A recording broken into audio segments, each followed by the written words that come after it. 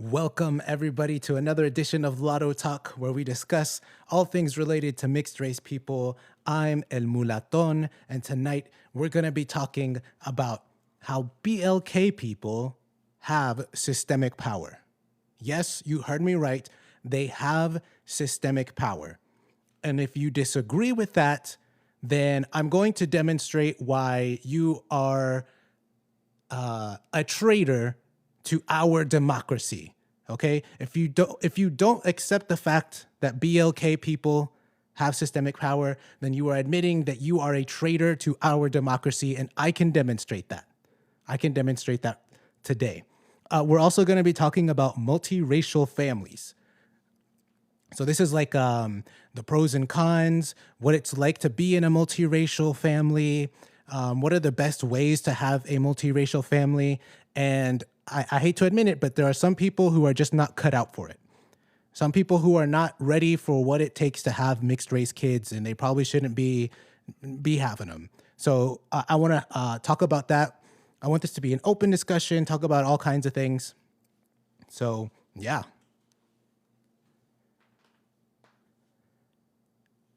I see we already got some people here. Hey, blah, blah. How's it going? Suburban Mulattos, how's it going? Thanks for liking the live. We're already at 345 likes. Thank you. Thank you. Let's get those likes up. Yeah. Biscuit joined, Red joined. Good to see y'all here. Just as an aside, we may be talking about some other topics as well. We may be talking about Venezuela. What other topics that I have? Maybe some other topics completely unrelated to being mixed. But there's just a lot of things happening now in the world, in America. So I like having these discussions. I love talking about controversial topics, all kinds of things. Suburban Mulatto says, my boy. Yeah. Blah, blah says, hello. Good to see y'all. Good to have y'all here. Share the lives if y'all can. I'm going to do that right now, too. I'm going to try to share it with as many people as possible. Let's see.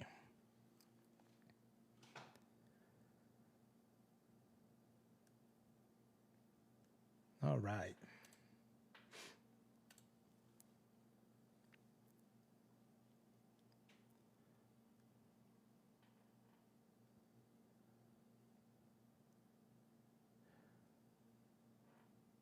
Thank you for sharing, Suburban Mulatos. Let's see, share it there. Let's see, who else can I get in here?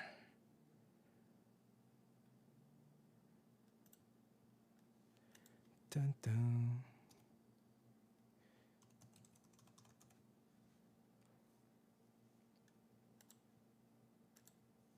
Okay, sent it out. Thank you all for sharing. I appreciate it. Thank you for getting the likes up.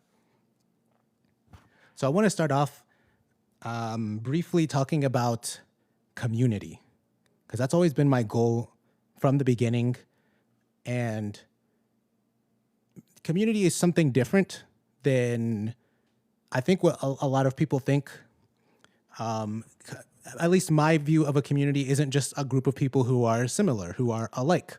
It's kind of a group of people who have, yes, a shared identity, but also a group of people who have a shared vision, a shared goal, a shared lifestyle, all these different things. And that's something that I want for us as Lattos, yeah?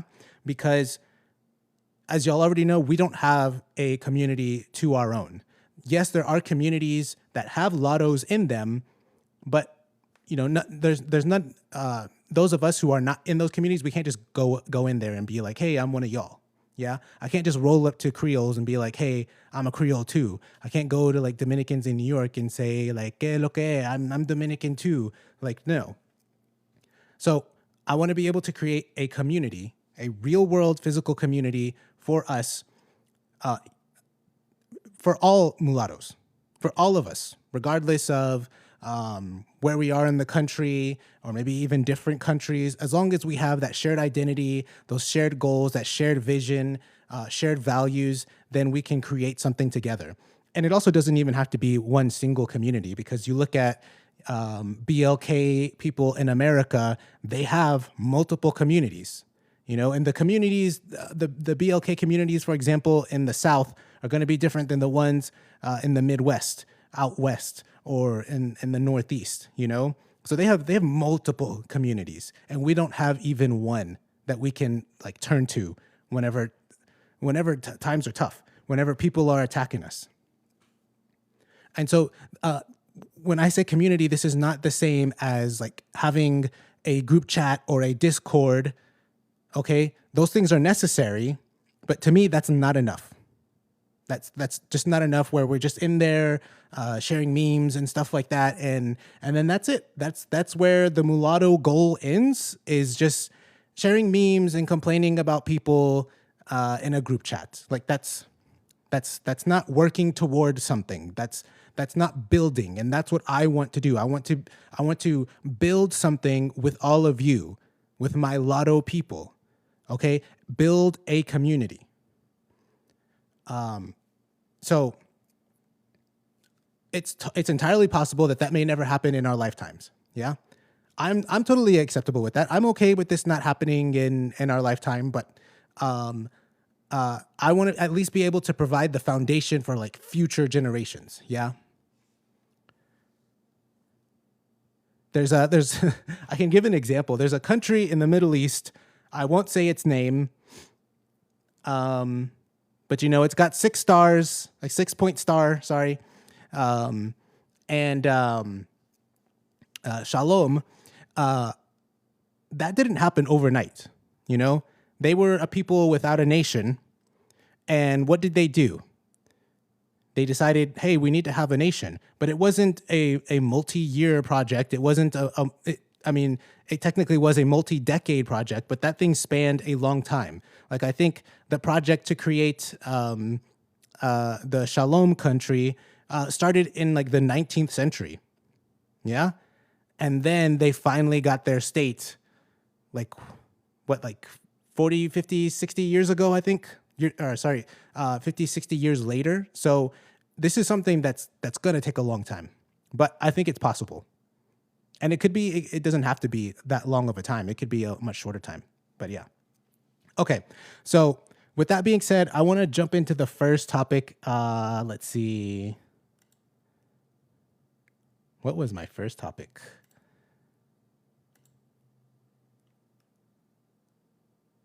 Okay. It was this one. Okay. So my first topic is BLK people have systemic power, and therefore they can be the R word. Well, not the R word, the RA racist. I'll just say it. They can be racist. So I already explored this idea on a previous live, but I want to see if I can get people in here to who disagree with this. I want to see if we can get people in here who actually believe that BLK people do not have systemic power. So my argument is essentially, if you can vote, you have systemic power. So why is that? Because voting is the system by which you decide who runs the system, okay? And I'm not just talking about like the presidency.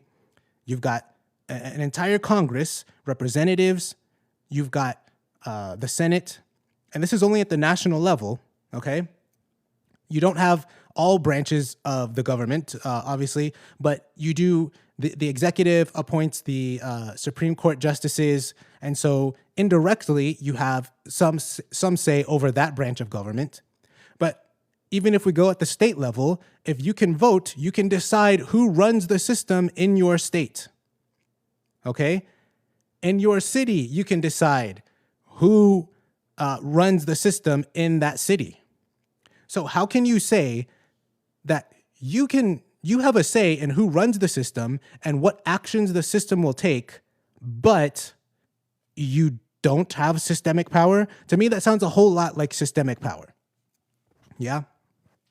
And so the only way you can reconcile that is if you admit that, yes, BLK people do have systemic power, or if you say democracy doesn't really work? Is that what you're saying? That you believe that voting doesn't matter? Is that what you're saying? That's the only way you can say BLK people don't have systemic power, is if you believe that. And I say that makes you a traitor to our democracy. I said it. I said it. Wayne Omega says, tragic Latto. Really? Really? Come on up to the panel. Let's discuss this. Let's discuss it. I'm guessing, Wayne Omega, you don't think that BLK people have systemic power. I want to hear from y'all. Niz G says, shaking my head, what a joke. Hey, the floor is open. Come take the microphone. Let's go. I want to hear it. I want to hear it. This should be fun.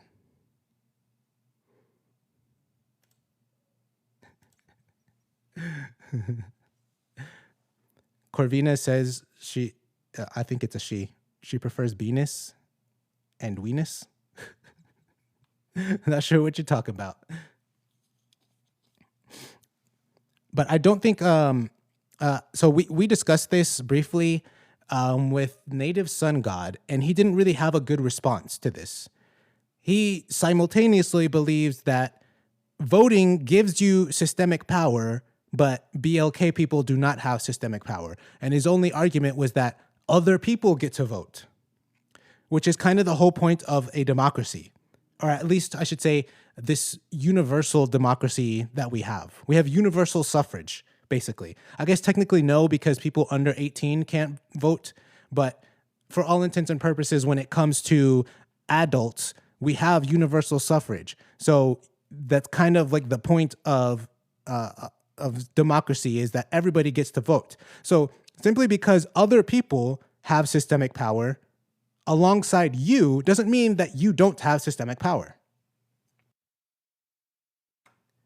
If you're literally deciding who heads the system, you have systemic power.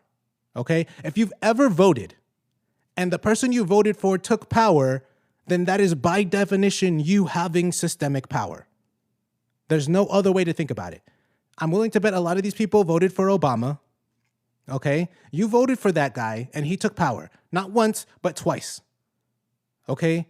He did all kinds of things that you supported, but you don't have systemic power. That's what you're telling me?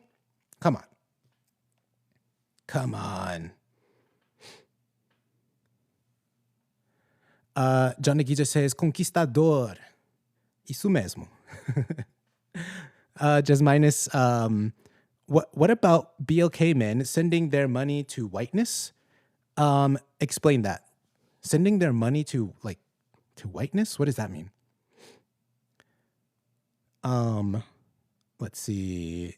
JohnDaGeezer says Africans have power. Africans literally have entire countries. They have entire nations. So,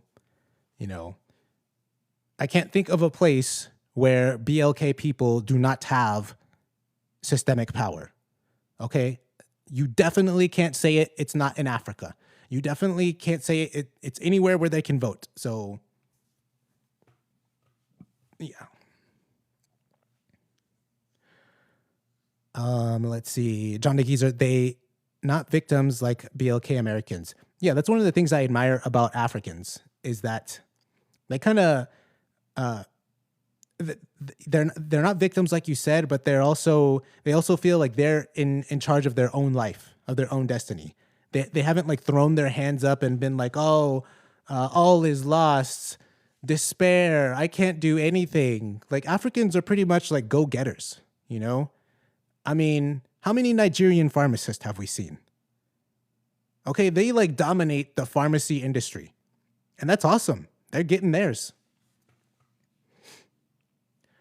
Just minus, if you've seen Cynthia G's content, she talks about BLK men marrying YT women and all their wealth. Really? I mean, I know they definitely hook up with YT women, but I don't think those are really women of wealth. And if we are to believe the statistics, I think it says like 80%, roughly 80% of married BLK men are married to BLK women. So it'd probably be a very small percentage that are actually doing that, like marrying YT women and their money, you know. We got Andre here. What's up, bro? All's good over here, man. How about you? Let's see. Wayne Omega says cats and dogs have systemic power. PETA. Hey, man. You said it. Andre says their attitude is less fatalistic. Yeah, exactly. They're, also I've just had positive interactions with Africans. I haven't encountered many of them, but they're pretty chill. I don't know. It's just a different thing. Like, I think it's, your mentality is going to be different when your people have a country, or at least have a major influence in a country, versus in America where BLK people have, like, for the longest time been forced to believe that they weren't really part of this country. And that's a true thing that needs to be mentioned, but those days are long gone. Like, I don't think there's anybody anymore, any demographic that's like trying to keep the BLK man down, you know? But I don't think they're the only reason for this. I think it's kind of like also these like YT leftist people, because, like, leftism in general is egalitarian. Okay, so when I say egalitarian, I mean they want equality. Yeah, equality for all people. And who does equality benefit the most? Yeah, equality is not going to benefit the people at the top. Yeah, they're already at the top. They have all the things that they want and need. But equality does benefit the people at the bottom. So egalitarianism is inherently a system for people at the bottom of society. And if that is your source of power, then if you're a YT leftist person, you want there to be a bottom of society. Now, granted, there always will be, but if there's a demographic of people that are at the bottom, you stand to benefit if they are persistently at the bottom. And I think one of the problems with BLK Americans is that because they are egalitarians, they've bought into this idea so much that they are still oppressed, that they are still at the very bottom of society, and it's out of their control. They can't do anything about it. That's the mentality that they have. But those days are long gone. A prime example that they hate is that I just mentioned Nigerians. Nigerians come to this country and they excel. They dominate. They're one of the highest income earning demographics in the country. Where's that racism? Where's that YT man keeping them down?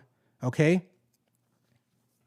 My BLK family is from the Caribbean, and they didn't have a problem excelling in America. Okay. So they have no excuse to not be where everybody else is at. And unfortunately, they've made being a victim a part of their identity. They've made poverty a part of their identity. And you're never going to excel as a people if that is your mentality. Yeah.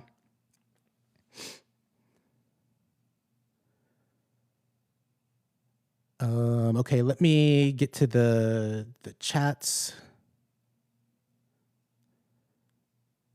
Where was I? Andre says it sabotages their ability to look forward. Yep.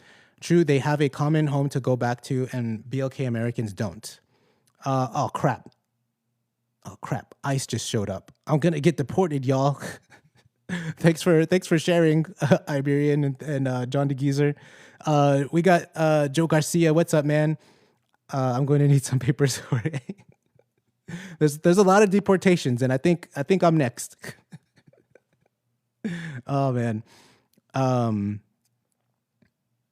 Wayne says, "Where are you from, and why are you worried about BLK Americans?" Well, BLK Americans are very worried about me, so I have some words for them. How about that? Iberian says, "Aren't you supposed to be at Home Depot?"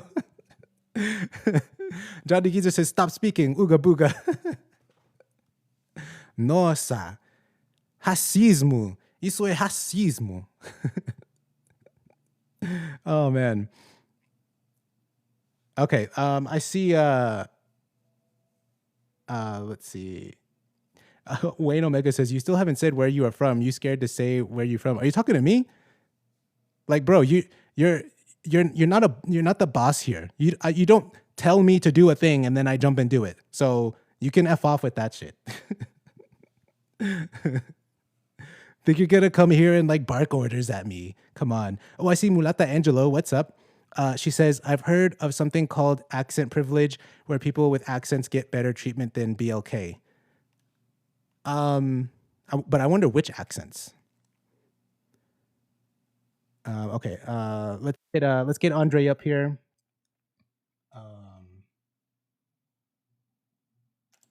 So I'm just gonna quickly respond. I'm not, yeah, just a brief. As an African American, no, I'm not trying to make excuses for um, I'm not trying to make excuses for anybody, but I do feel like generational trauma, um, the lack of having a cohesive host culture that promotes community, policies that have destroyed communities, such as the infiltration of drugs and crack and cocaine into black communities, have created some long-term consequences that you would see in resulting disparages in comparing immigrants and Black Americans. A lot of immigrants do come from, you don't come into this country with just a clothes on your back. Most immigrants do come here with some money. They do have community. The Oh crap. stuff that Black people have gone through all these years have, created some psychological trauma, generational trauma, some which have sabotage, like I said, sabotage your ability to look forward in a way.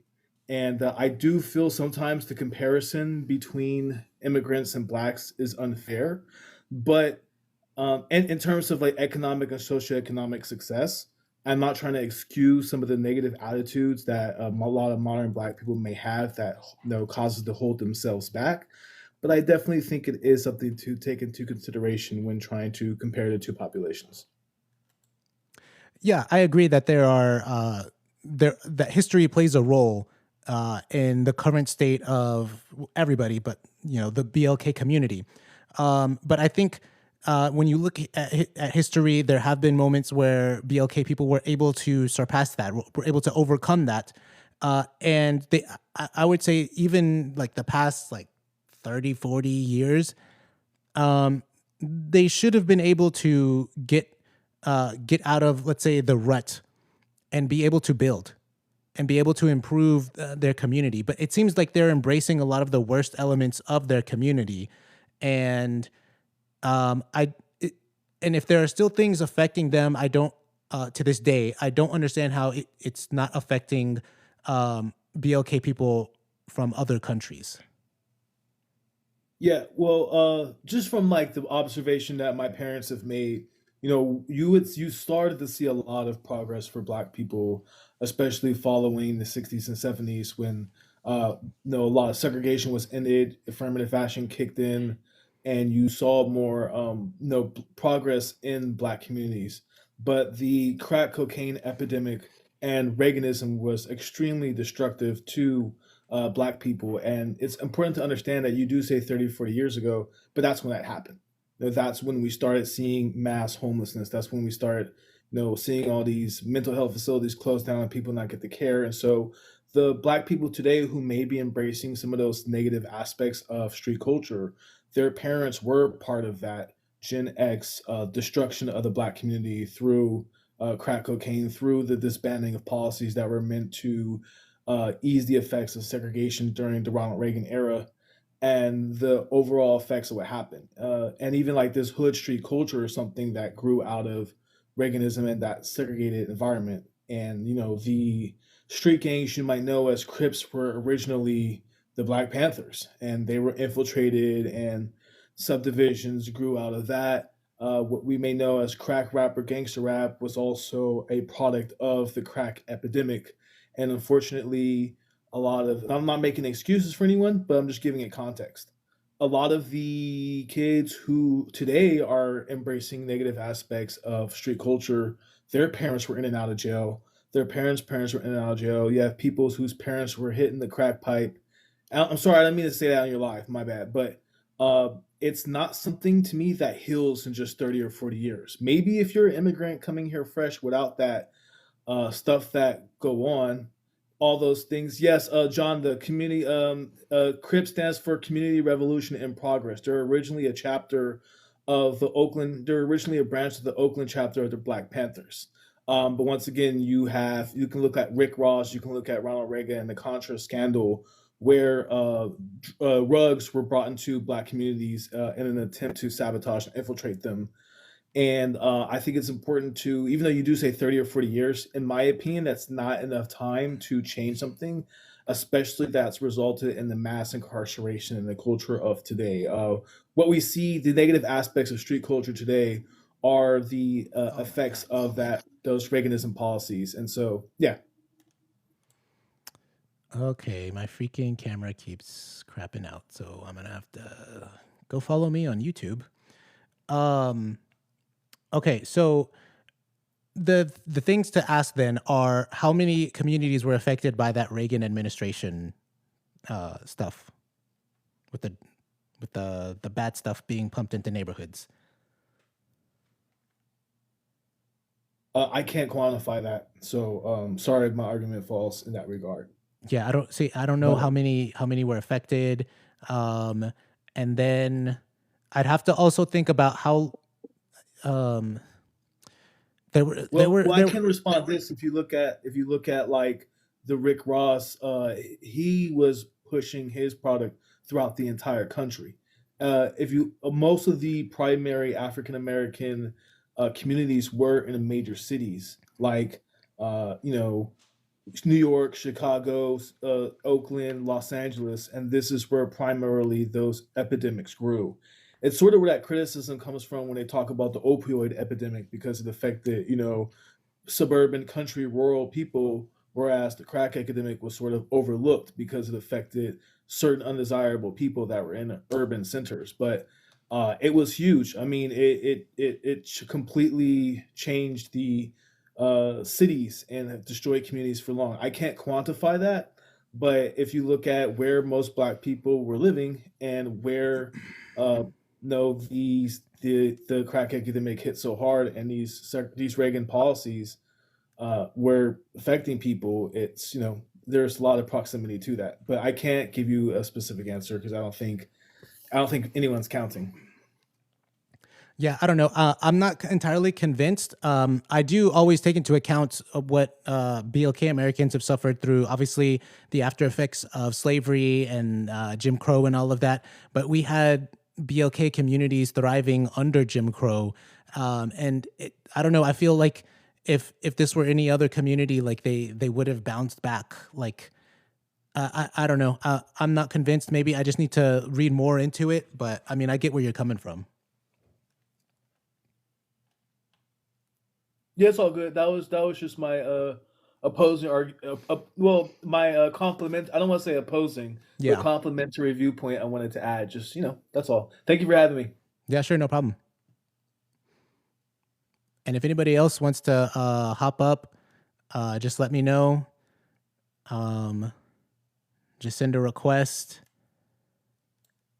We do have some other topics. Let's see. Thank you for liking the live. Let's get those likes up. Maritza says I'll be up for Venezuela talk. Oh yeah, we'll definitely talk about that. Actually, let's talk about that right now. So let me kind of explain my position first. Which one was my Venezuela card? Okay, so first let me just start off that for those of you who are in one of the group chats, you saw me and Jay aka mulattoism, having a debate on Venezuela. And I'm actively trying to get a debate set up between him and me, because I think it would be really interesting, and I'd like to have it. I'd like to discuss this. But it seems that Jay only wants to do it on his live. He doesn't want to come here to my live. And I basically have offered, let's do it. Let's do a structured debate. Yeah. Because I've debated Jay before. We disagree on quite a few things. For the most part, it's been pretty civil. But I know Jay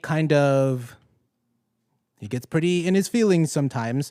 And Jay also does like this debate thing where he'll say like 10 points. He was like, boom, boom, boom, boom, boom. And then when you respond to the first one, he'll interrupt you and then give you another 10 points. Boom, boom, boom, boom, boom. And it's like, bro, like, I need a chance to respond to all your things. So that's why I was like, Jay, let's do a structured debate so that we take turns. You have 5 minutes to give an introduction. I have 5 minutes. And he was like, no, we have to do it open debate, no rules. And I was like, okay, let's do a mix. Let's have half the debate structured, and then the second half of the debate can be just open discussion. And I don't think he's going to do that. I don't think he wants to accept that. So hopefully, I'll still try to talk to him about it, and hopefully he'll be down to have the debate. But no rules doesn't work. Yeah, it's especially on a topic this sensitive, because Jay is Venezuelan. I'm American. It's both of our countries involved in the situation. So there needs to be some kind of structure so that we're not shouting, so that there's no like name calling and things like that. There has to be a moderator. But I don't think he wants to do that. He just wants open debate on his platform. So I'm not going to do that. I'm willing to compromise on this, but he doesn't seem like he's willing to compromise. So we'll see. But so my position on Venezuela. Okay, so let me put up the card.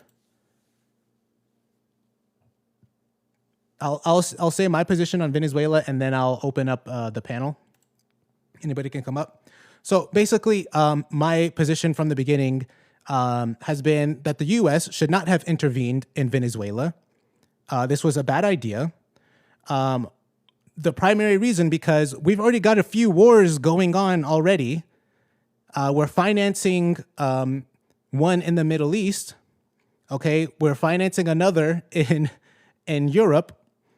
Okay, we've got bombings happening in Africa, and I think it would serve American interest to probably wrap those up first before we start another foreign escapade.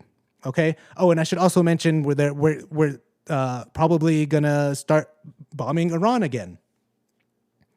Like, I mean, do you need any more proof that the U.S. is a rogue state, is a belligerent nation?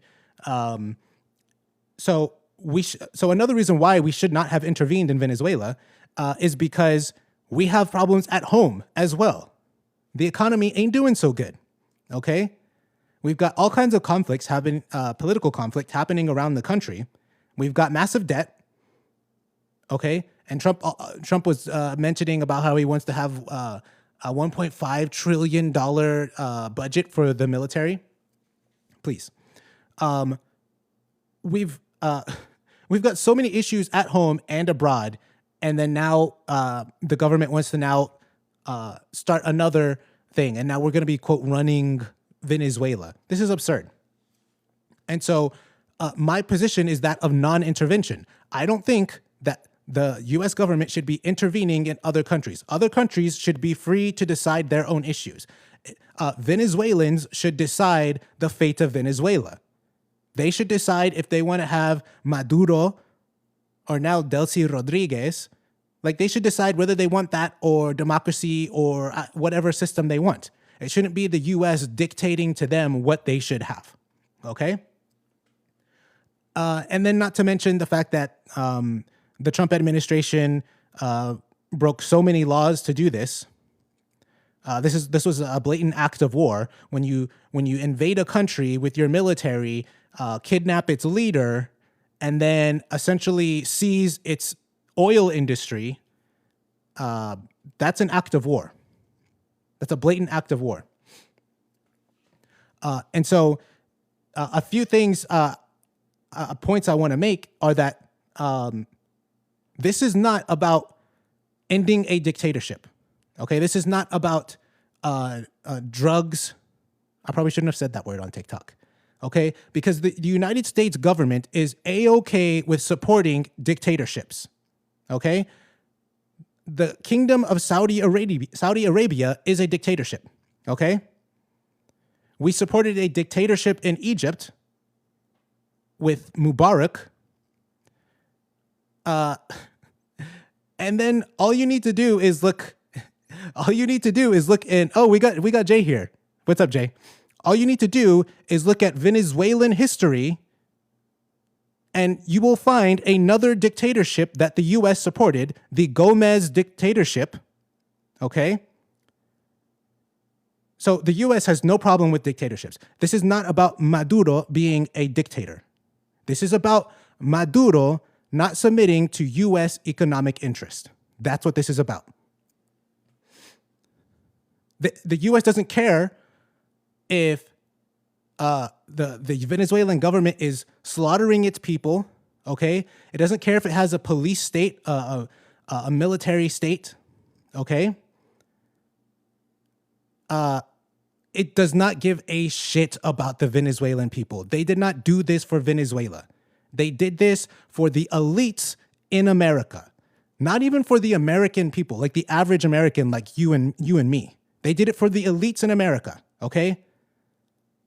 Obviously the oil and gas industry, but this goes beyond oil and gas. And so I think it is another example of regime change that will very likely go wrong. Okay? We've seen examples of regime change go horribly wrong, like the past 10 regime changes. The last 10 military interventions of the US went wrong. Okay? You've got all the ones in the Middle East. You've got the ones in Africa. Okay? There's slavery in Libya. All right? There's massive slaughter. There's the G side happening in the Middle East that we're financing. Okay?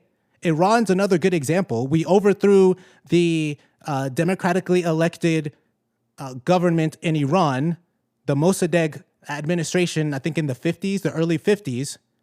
And regime change, we're so good at it. It's going to turn out so good. And then what happens? Now we've got the current situation we have with Iran. It went so well. Okay? We had regime change in Syria, and we've now got a former Al-Qaeda member running Syria. And then you can even go back into history. There's the Iraq War twice. You can look at freaking Vietnam, the Cambodian Civil War. The U.S. government should not be deciding who runs which countries around the world. Okay? This military expansionism, this imperial bullshit is going to fail. We've got enough debt. We've got enough problems at home. Our plate is full. We don't need any more foreign interventions. JohnDaGeezer says USA effed up Angola. I'm not surprised. I would, I'm willing to bet that that's the case. I don't know Angolan history, but I believe it. I believe it. So let me, I think that's pretty much all I've got to say. If anybody wants to join the panel, that's fine. Except for you, Jay. Jay, you can join the panel if we don't discuss Venezuela. You can join the panel and discuss anything else. But if you and I are going to discuss Venezuela, it has to be a moderator and at least a partially structured debate. That's the only way I'll discuss Venezuela with you. Let's see. Okay, there's been a lot of comments. Um. Okay, Kalos, are you shilling your stuff? I don't know who you are. My videos are pretty popular. Check them out. Okay. JohnDaGeezer says it's definitely about U.S. interests. Yep. Mulata Angelo says, I agree. It was not to liberate Venezuelans whatsoever. Oh, hell no. Remember when they said, we're going to, Operation Iraqi Freedom. We're going to be greeted as liberators. And I believe the death toll in Iraq is now 1 million. 1 million. And I don't even think that counts the Americans that died in Iraq. That just counts the Iraqis. So much for all that libertad, for all that freaking freedom. Let's see. Kalos says time to bring Persia back. I don't know much about Persia, but I know Persia was a pretty, at least in the movies, Persia's pretty badass. Yup says there will always be more problems than hands to fix them. Yeah, exactly. This was supposed to be the administration of no new wars. This was supposed to be the president that was criticizing Jeb Bush for what his brother did, George Bush did, with all these military interventions. And now, like, Trump is George Bush. He's just George Bush. That's what this is. Mulattoism said they didn't kidnap our leader. It's not an act of war with Venezuela, though. Wait, it's not an act of war with Venezuela. It is, though. Well, yes, they did kidnap your leader. And it is an act of war. Whenever you invade a country with your military and take its leader and then seize control of its oil and gas industry, its most productive industry, that is by definition an act of war. And he violated American law by doing that. I mean, we already knew Trump was a criminal, but this is just like icing on the cake. This is just more crimes to add on. He's a criminal.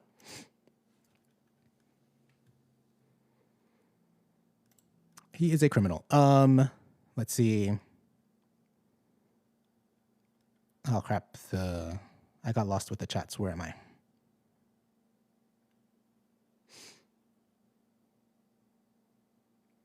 Mulata Angelo says it was about oil. Our government doesn't care about Venezuelan, unfortunately. Yeah.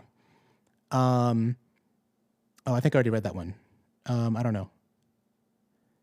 Yup says it's not a perfect world. Sometimes the means justify the ends. I don't agree with that because in most circumstances, you never actually achieve the ends. I think it's the means that matter.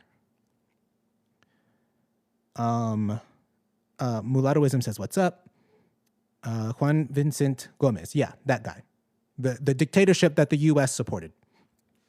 Maritza says he pardoned the former Honduran president. Yeah, exactly. That was another one. He just recently did that. The Honduran president that was charged for like pretty much the same charges that Maduro has. Okay, it was like drug trafficking charges and then the pew pew boom boom stick charges. This almost the exact same charges, but we're gonna give him a pardon. Okay, they're not serious. They're not serious.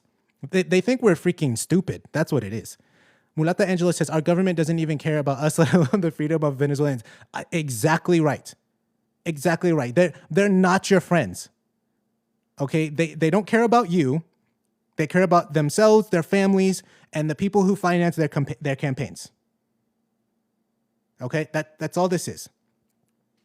It's the ruling class versus you. It's the freaking government versus you. Yup says it goes beyond that. We don't want China or Iran in our business. What? Yes, that's true, but that doesn't warrant committing an act of war against Venezuela. There are other ways of doing things. Thank you, Mulattoism, for sharing the live. JohnDaGeezer says Donald Trump is doing Monroe Doctrine like Libya. Yeah, I think he called it the Don Road Doctrine. Yeah. Mulattoism responding to Yup says is Venezuelan. We don't want Iran and China in our business either. Yeah, I wouldn't want them in your business either. If you ask me what I would want for Venezuela, it's not what Iran or China wants for y'all. I want what the Venezuelan people want. How about that? Maritza says, responding to Yup says, but the U.S. can be in your business. Yeah, I know, right? But the U.S. can dictate everything. Like, that's not freedom. You don't have a free country if a foreign state is controlling your government, controlling your society. Mulatto, okay. Mulattoism responding to Maritza says, yes, U.S. can be in our business. It's our choice. But guess what? It's also our choice. You seem to think that Venezuela is the only country involved in this matter. We have a choice too. You can't just say, you know what? Venezuelans want Americans' money. You know that big chunk of money that gets taken out of your paycheck? That deserves to go to Venezuela.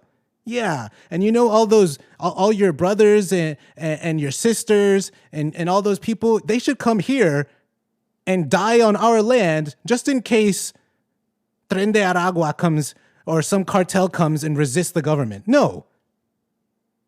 We have a choice in the matter too. Let's see. Mulata Angela says the United States isn't much better. Yeah. China, Iran, they're pretty bad. But yeah, the US is better than those places. I'll put it that way. The US is better than those places. But man, are we a long way away from like freedom in America? And you know, that's the angle that I come at this from. I come from the liberty angle on this. I know some of y'all are different politically than me, so y'all are probably thinking more of like an egalitarian perspective, a more left-wing perspective. I'm thinking more a liberty perspective.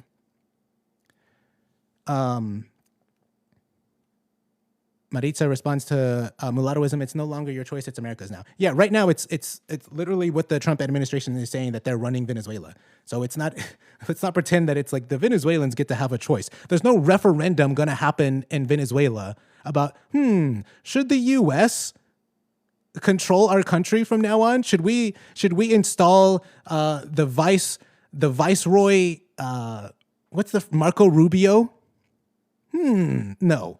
Bitcoin says no ish. It's about economic interest. Yeah, of course, totally, 100%. I see people requesting. I'll get y'all up once I get through the chats. I'm gonna try to get through the chats real quick, and then I'll bring y'all up. JohnDaGeezer says USA. Oh yeah, okay, I read that one. There wasn't much of a choice though. Trump did this on his own accord. Yeah, it was the Trump administration. They planned this for months. They did not get authorization from Congress to commit an act of aggression, an act of war against a foreign nation. So it's illegal any way you look at it, and just plain immoral. Bitcoin says, bro, announced it on day one. Okay, so mulattoism, you're responding to Mulata Angelo. I'm not sure though. Maritza says, I don't want to pay for it when Americans are suffering. Yeah, we've got enough problems already here.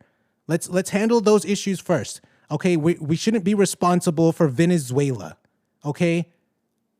The Venezuelans can handle their own issues, all right? If you have enough confidence in the Venezuelan people, then you should be able to say, you know what? We got this. This is our country. We're going to take care of it. But no. You want to force Americans to solve your problems. JohnDaGeezer says Angola was part of the Cold War. I'm not saying your name.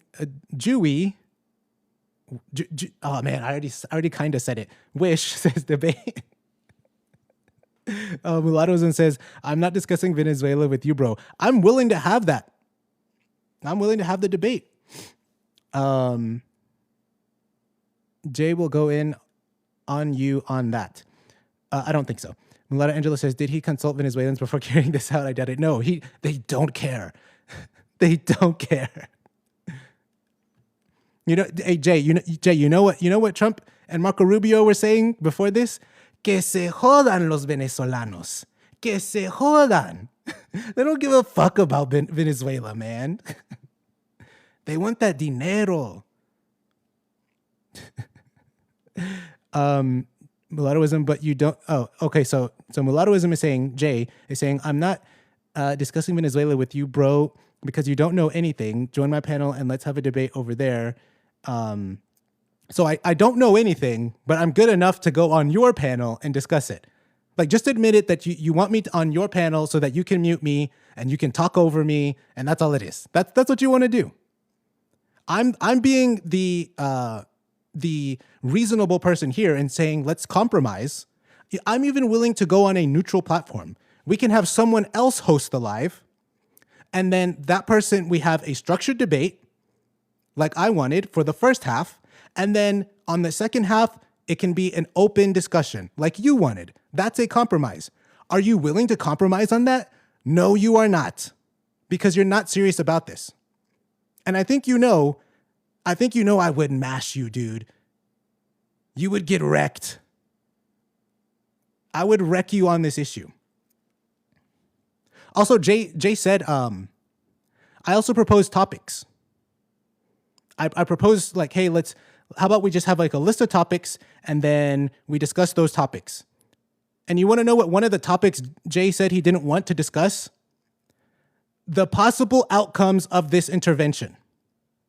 How the hell do you have a conversation about a military intervention, about foreign policy, but then say, no, we can't talk about the possible outcomes. We can't talk about the future because we don't know. Like, bro, that is crucial to the conversation. What are the possible outcomes of this intervention? You can't just take that out. And I think, Jay, the reason you don't want to talk about the possibilities of this is because you know I'm right on this. You know that more likely than not, this is going to turn out bad. Maritza says a structured debate is the only way. Yeah, I agree. And like I said, I'm willing to compromise. Hey guys, I made a new account called It's Okay to Be Mixed. I just added you guys. Okay, awesome. Thanks, Andre. Thank you, Mulattoism, for sharing. Let's see. Incha says, will the international community get involved? The UN has said nothing. I highly doubt it. I mean, I think they've said some words. I mean, they've said like, you know, what they have to say. They have to say like he violated the UN charter. Trump did, but I don't think they're really going to do anything.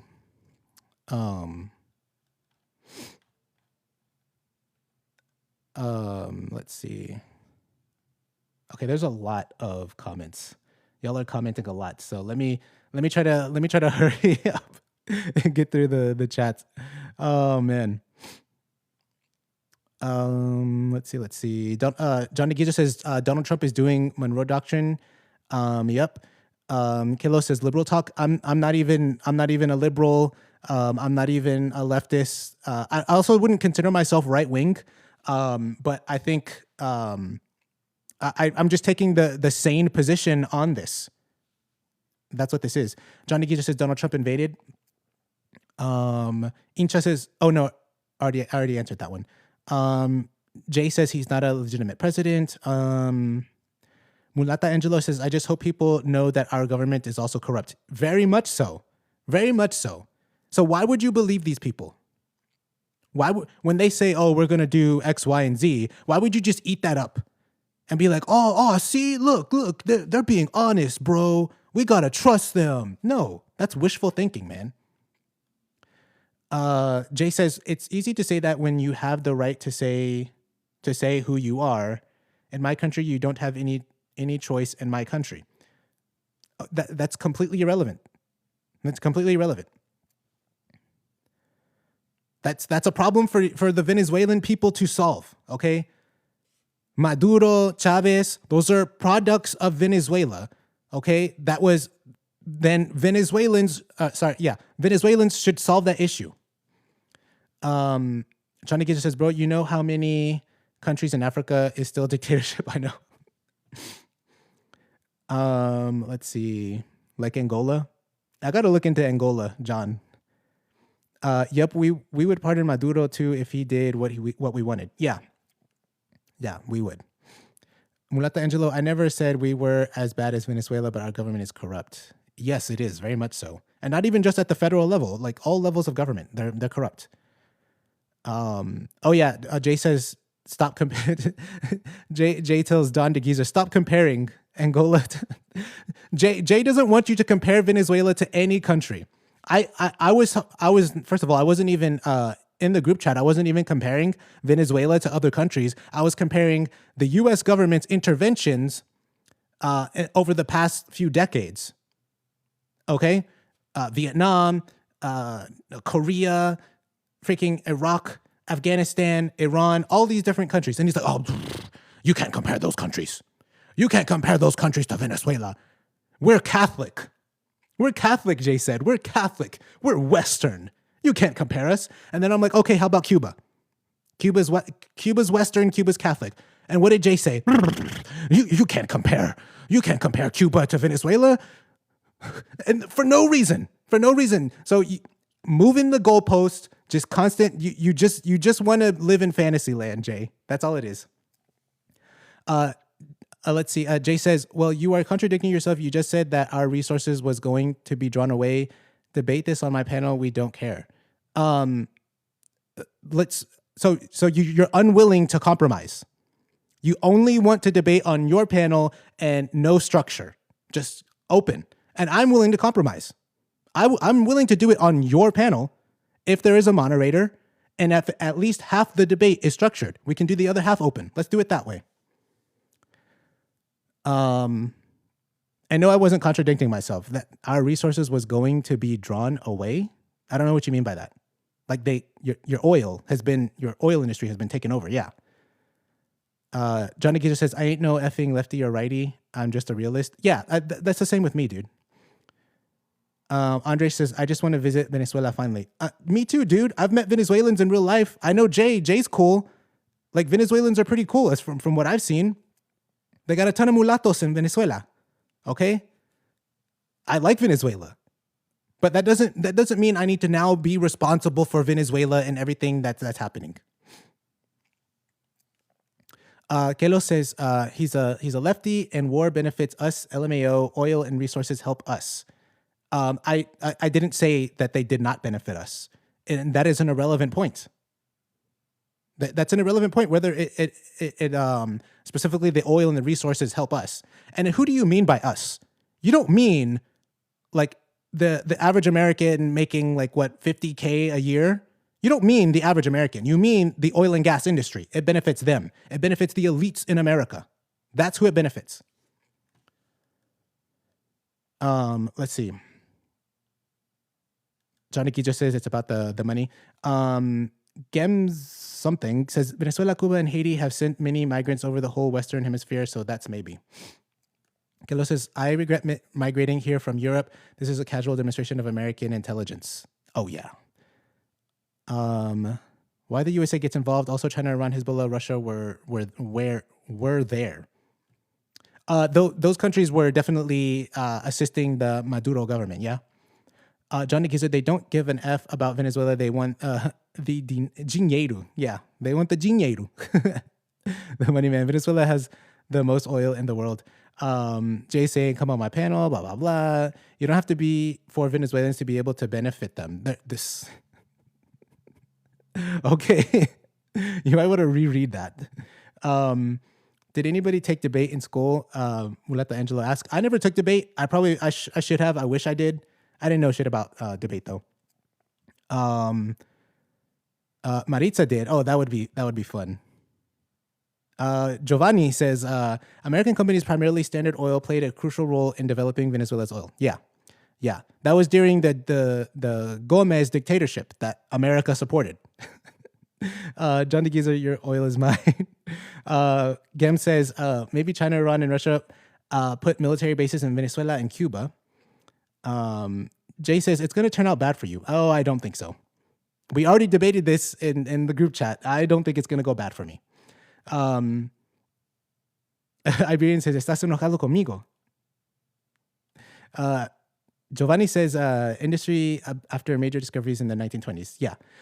Jay says, bro, come on my panel. Whatever. The thing is, Giovanni says, the thing is we have a lot of Venezuelans tell you what's really going on, just saying what we feel. That we're not disputing the facts. When it comes to the facts, we agree on the facts. Where we disagree is on the future of this, the possible outcomes, because that's kind of a necessary part of any discussion is how will this turn out? When you take an action, you kind of need to talk about the future of that thing and discuss what the possible outcomes, what the most likely outcomes are. But Jay thinks that's an irrelevant topic. Like, you shouldn't talk about that. Okay. And also, there's a difference between someone saying something and then calling that a fact.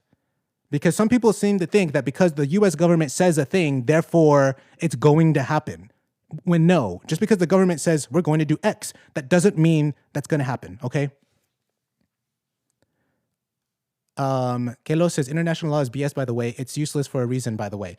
If international law is BS, then why did the US government ratify the UN Charter? If it's BS, why did you do that?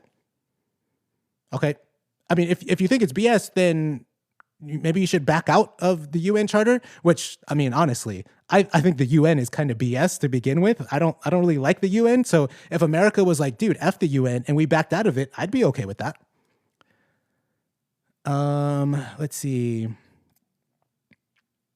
Let's see. Giovanni says America built the oil industry in Venezuela and was in business with America and Venezuela was rich. Yes, the American oil industry, yeah, it did build up in Venezuela, but the Venezuelans had a problem with that. Yeah. And that's kind of what led to Chavismo. Yeah. So how'd that work out? How'd that work out, having the Americans essentially control the entire oil industry in Venezuela? You got Chavismo. That's what you got. You got Maduro. Jay says you were comparing Venezuela conflict with other interventions. You never mentioned Korea. I never said that. I did mention Korea, and I'm comparing U.S. interventions with each other. Okay. Giovanni says Venezuela wasn't benefiting from resources lately. It was Cuba and Russia. Mulatto Angelo says, I have hope that this could be a government reset for Venezuela, but who knows? Yeah, we all want the best for both parties, but I don't trust any of the people involved. I don't trust the U.S. government. Obviously, I don't trust Trump. I don't trust the Venezuelan government. I don't trust Delcy Rodriguez.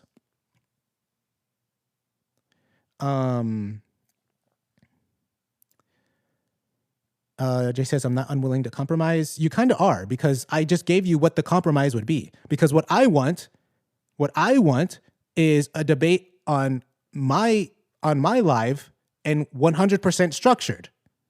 And my compromise from there is we can do it on yours, on your live, or a neutral platform, and have it half structured and half open. Maritza says, I can moderate. We can go over structure. Yeah, the only thing, Maritza, is that you're biased. So you're I wouldn't say you 100% agree with me, but you're kind of leaning towards me on this. So that could be an issue. But I'm okay with having Maritza if Maritza like studied debate and stuff. So that would be fine. Jay's calling her a socialist and biased. Giovanni, the government of Cuba follows Santeria. I don't practice Santeria. What are you talking about? Okay, so some back and forth in the comments. I'm going to skip some comments. Arclight says Trump is putting oil money in offshore accounts, aka stealing it. Americans get nothing from this. Yeah. I think the way it's supposed to work is that he puts it in these offshore accounts, and that's supposed to be like a gesture implying that it's not in our accounts, therefore it's not really our money. Ah, crap. But they're just controlling it. Jay says, I'm not having a debate with you with your condition. What condition do I have?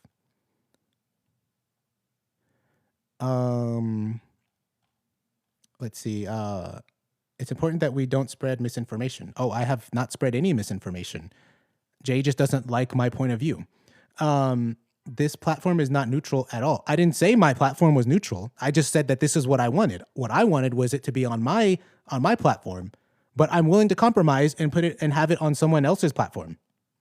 Someone who's neutral.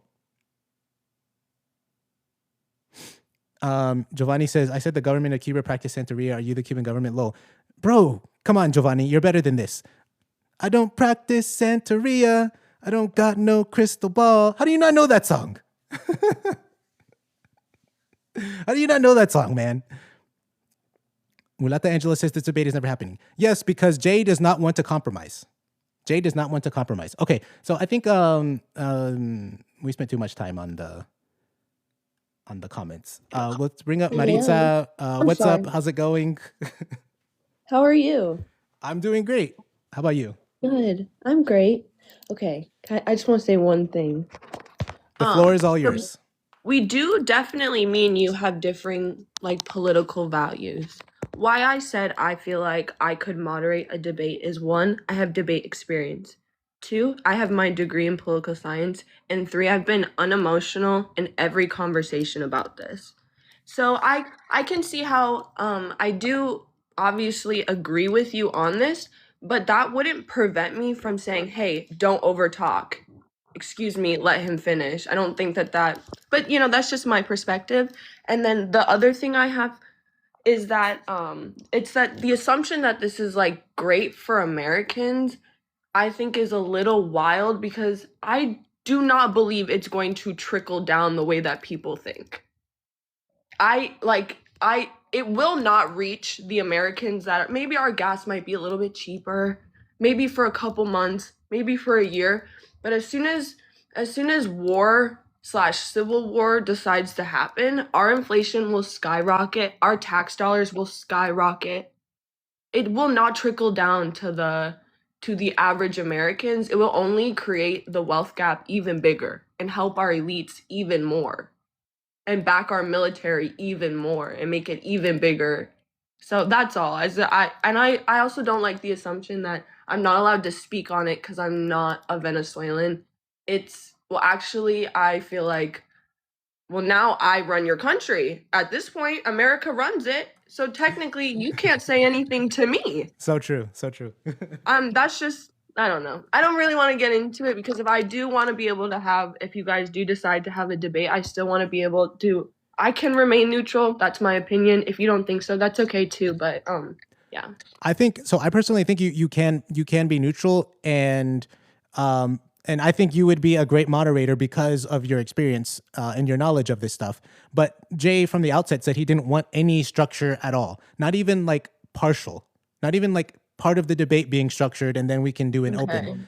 So I don't know why, but Giovanni, what's up? Yeah, so I have a few concerns I've noticed about Americans because I'm American. I'm not Venezuelan, but I have access to Venezuelan, partners, friends, coworkers, all that type of stuff. And one thing that I've noticed is that Americans are telling Venezuelans how they should feel about this, when I found to be that most Venezuelans are pretty much happy about this. And I've even seen talking points that a small crowd of Venezuelans are happy about this and the rest are not. And there's no proof for that.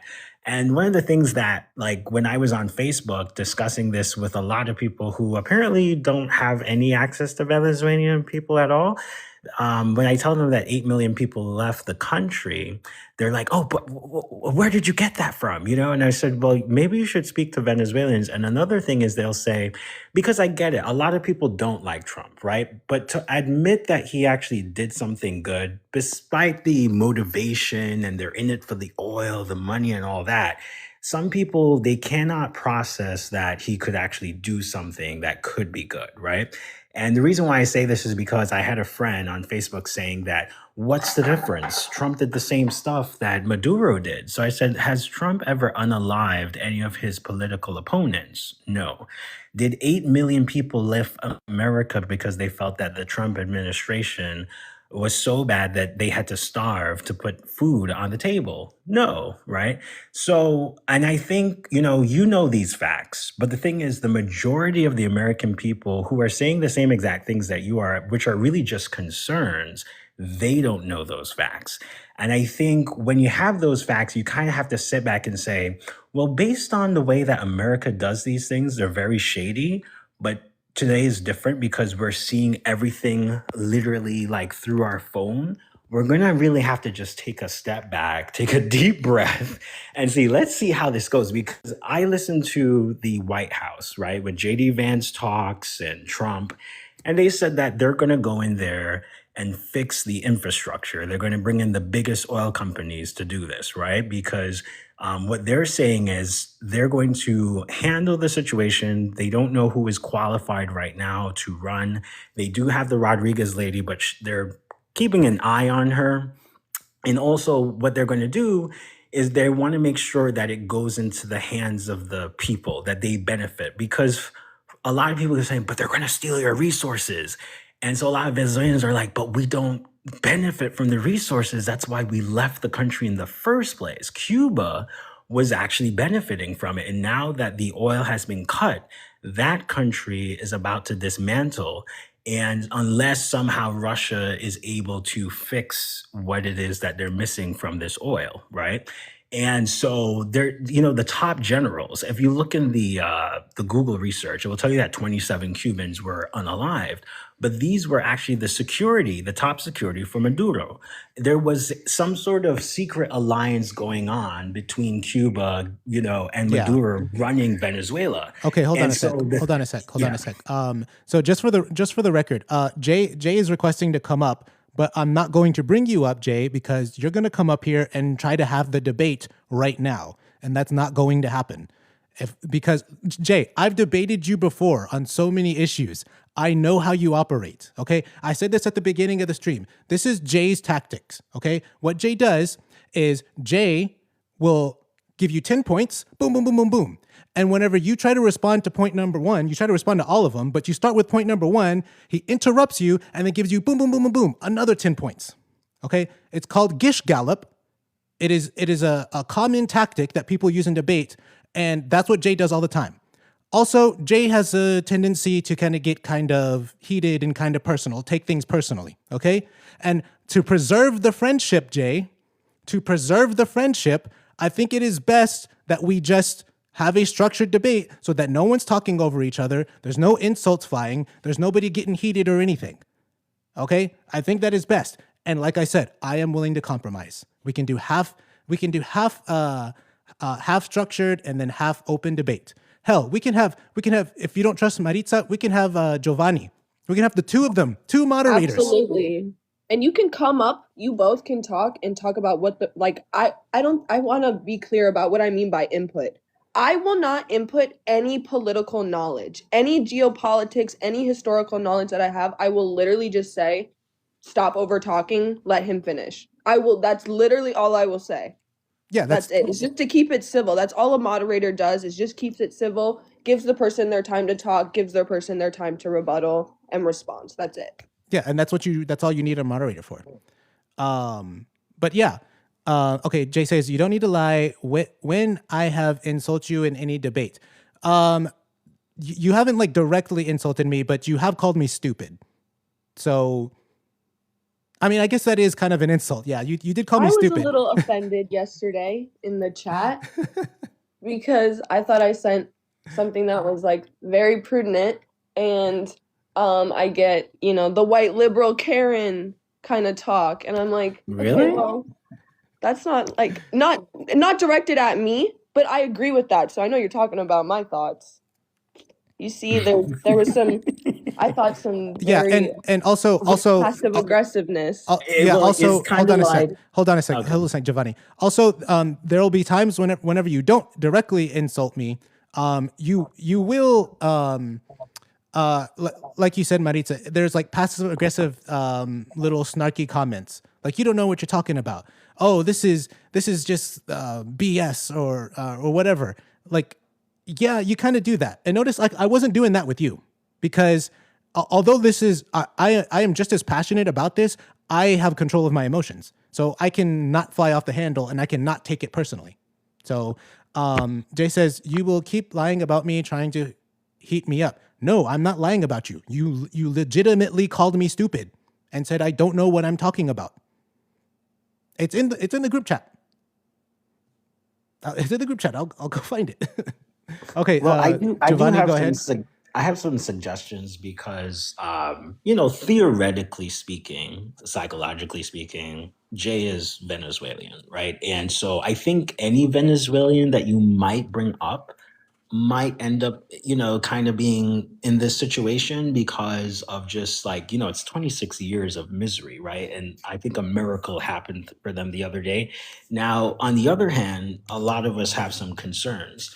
But I think my concern is that if you start to do these debates, you have to make sure you find Venezuelans, you know, who can actually come up and talk about what's going on, how it felt for them, what, you know, how do they feel about the situation? Because we could talk about all day how we feel, and it doesn't really matter at the end of the day because we don't have family in Venezuela. I Well, mean, maybe you okay, do. hold on. So it doesn't matter what we have to say because this is our government that started this whole conflict, and we are also Well, going that's to not what suffer I mean. consequences. What I that's not what I mean. What I'm trying to say is that the majority of Venezuelans I find tend to be happy about the situation. We're talking about negative scenarios based on preconceived ideas because we see a pattern with the United States government. Like, for instance, my family is also Cuban, so I know that the Spanish American War that was done by America years later, they admitted to this. They blew up their own ship. I know personally Puerto Rico, the history sounds horrible. They literally tricked Puerto Rico into helping them become independent from Spain. Later on, they took them and they've never really become a state, but there's also a lot of corruption on the local level on that island. And, you know, people bring up all this stuff that happened with like the Middle East, which I think is a really bad comparison to Venezuela. You know, and also we have to admit to the fact that, you know, a lot of people don't realize that the resources wasn't really being spread to the common people in Venezuela. So you Okay, have a lot so of people with bad talking points. yeah, so I'll try to address all those points. So the resources not being distributed to the people fairly or efficiently, that is true. But it also happened prior to Chavez. And that was a part of what caused Chavez because of that same issue. So, and then Mulata Angelo says, I agree that Giovanni, with Giovanni, that we need to take Venezuelan feelings into account. I agree. And no one here is saying that that shouldn't be a factor in the equation. But the thing is, I'm allowed to have an opinion on the possible outcomes that the U.S. government is taking. I'm an American. This is the American government. Okay. And then also, there's I think Giovanni, you briefly mentioned this, and Jay has mentioned this in previous on previous occasions, that somehow because we're not cheerleading with Venezuelans, we're somehow trying to tell them how to feel or trying to stop them from celebrating. That is never been anything I have said or I have implied. Same with Maritza. I've never said that. Yeah, I've never said that. Venezuelan people are allowed to cheer, do whatever they want, be happy about this. I don't care. But that does not mean that I am not allowed to have an opinion on the actions of my own government. Okay, it doesn't mean that I'm not allowed to express my sentiments on how this will turn out because I have every right to do so. So that is something that is not happening. Jay says, bro, stop lying, just bring me up. I already explained why I'm not bringing you up. You're obviously not in a state to have a civilized conversation. Mulattoism says that's not true. That never caused Chavez. Chavez made a coup. No, I never. Yes, Chavez came to power with a coup, but what was one of the reasons why he was talking about his socialism and everything? He was him and the Venezuelan people were complaining that they were still impoverished while the oil companies were booming. Okay. And they didn't feel like it was being justly distributed to the people. So that was one of the reasons he cited for why he had his coup. All right. I have a question on that because before Chavez came into power, there was a period where it was being distributed to the whole of Venezuela, and people could literally like had more than one car. The economy was pretty much, you didn't need to move to the United States. And this is when America was actually running it. So is there something that happened along the way based on maybe a new administration in the United States?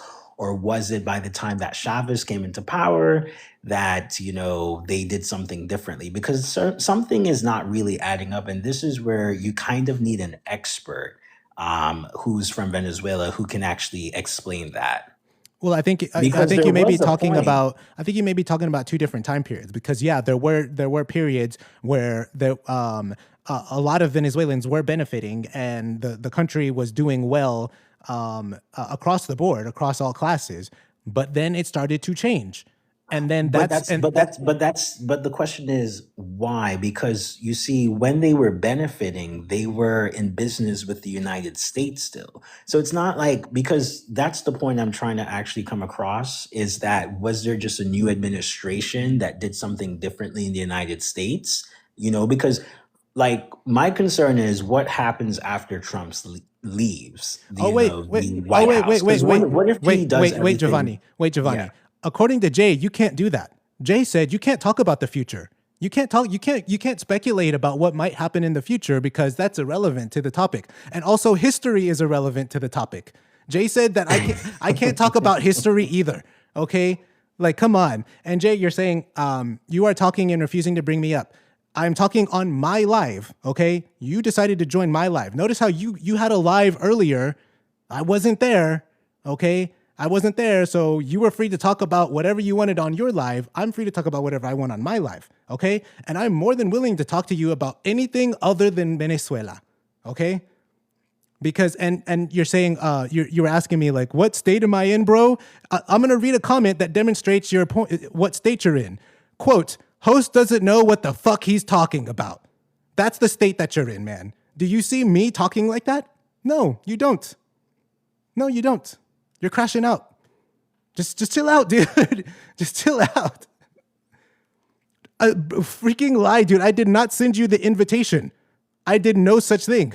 You freaking this whole time were requesting to come up. Don't freaking lie, bro. Why would I, in the beginning, before you were even here, say, or I guess while you were here, but in the beginning of our conversation, say, I'm not going to bring you up to talk about Venezuela? And then send you an invite? No, I didn't send you an invite. Okay. Panel, I'll open it up to y'all. What do y'all got to say? Oh, I was just gonna mention that I sent a Mark Twain quote to the group chat because I thought that it was explained exactly how I felt. And it's basically like history doesn't repeat, but it often rhymes. So I was using that in the point where, like, okay, maybe because Jay was saying you can't compare because it's not the same because of the religion or whatever else. And so I wanted to say, well, maybe it's not the exact same, but it pretty much rhymes. There are a lot of parallels. And I think when we're studying politics and we're looking at politics and history go hand in hand. So we have to look at the past to predict the future. We do this all of the time. We do this literally all of the time. Pattern recognition is kind of how humans function. We literally see, oh my gosh, this is how this person is treating me. Now we catch that in other people. We see little signs and we catch that in other people, and that's how we reflect in how we live. So I feel like if we are going to debate, we have to be able to talk about possible outcomes, because that's like the whole point of the conversation. Yeah, is the possible outcomes. I'll also add on to that. Jay saying that you can't because it's a different context. Imagine we're freaking 2001 or 2002, okay, and we're going into Afghanistan. And imagine if you said, you know what, that last Iraq war didn't go so well, and Vietnam didn't go so well, and Korea didn't go so well. I don't think we should intervene in Afghanistan. You know what Jay would have said? Different context. That's Asia. You can't talk about Asia when we're talking about Iraq and Afghanistan. Totally different context. When it was kind of relevant. It was kind of relevant when Afghanistan and the Iraq war were coming up, okay, to bring up Vietnam and the in East Asia and all those failed interventions. So it is totally reasonable and logical to say, hey, the US just conducted a military intervention into a foreign country. Let's now analyze other military interventions in foreign countries by the US. And let's try to figure out what the possible outcomes are. And I'll give you an analogy. And I think I gave this analogy in the group chat already. Okay, let's say you're going to the doctor and you need a surgery. Okay, what are you gonna do to verify that this surgeon knows what he's doing? Okay, you're gonna look into his history. How did his past 10 surgeries go? If the past 10 surgeries ended in death, you're probably not gonna go with that doctor. Okay, you're probably gonna be like, you know what? I'm gonna pick a different doctor. You know, history doesn't repeat itself, but it sure does rhyme. Okay, maybe I won't die, but maybe I'll like lose a limb or something. Okay, the history matters, and Jay is fixated on comparing countries when that's not what we're doing. We're comparing the United States military interventions and how they've gone. Okay, and no one is saying that it's going to end up exactly the same. That would be a straw man argument. What we are saying is that, hey, let's look at these past interventions to try to figure out what are the possible outcomes in Venezuela. That's all. One thing I think about also, I think I understand what Jay's saying also because you guys have valid points, Jay and El Mulaton and constituent at the bottom here, but I think it's because, for instance, those are extremist countries in the sense that they have a philosophy that they're willing to, sort of like unalive themselves for, which is a complete different situation with Venezuela. And I think the policy of the United States is interesting because they actually talked about all these concerns that you guys are actually addressing. So my question is, have you guys actually tuned in to like Trump and JD Vance and I think Rubio explaining all this? Because the news reporters don't really do any justice on a lot of this stuff. What they'll do is just take like headlines and kind of like, in a way, it's actually being twisted. And I actually have Venezuelan friends who are very left wing and anti, United States administration, the government, the way how they're handling the ICE situation.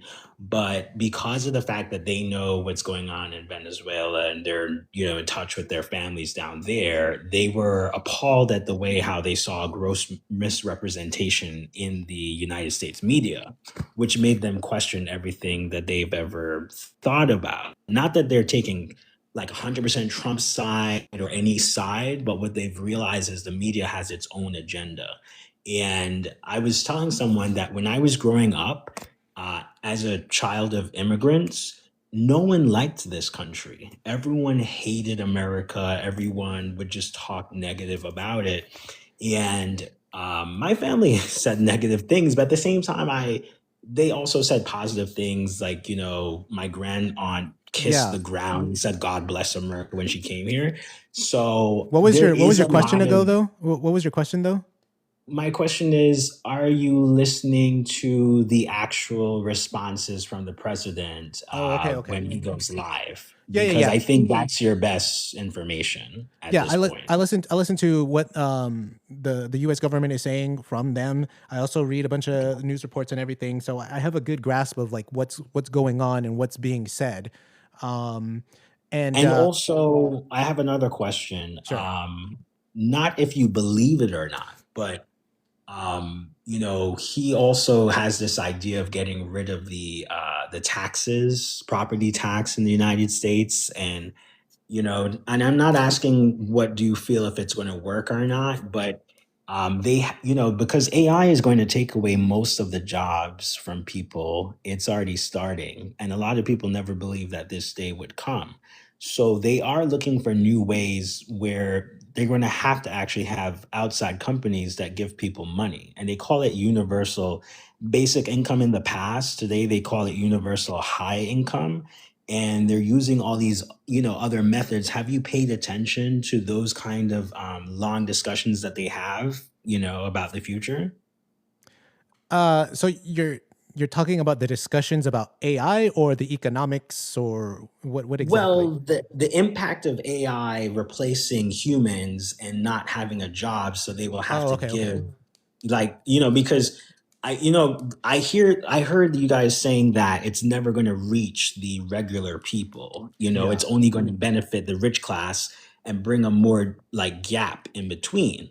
But a lot of that kind of stuff is really from the past, and we're heading into a new, Do you think we're digital gonna world. become? Do you think we're gonna become a socialist country? Because that is No, you never. see, Okay, so But I'm sorry, that's a but tricky question. that's what socialism is. Universal basic income.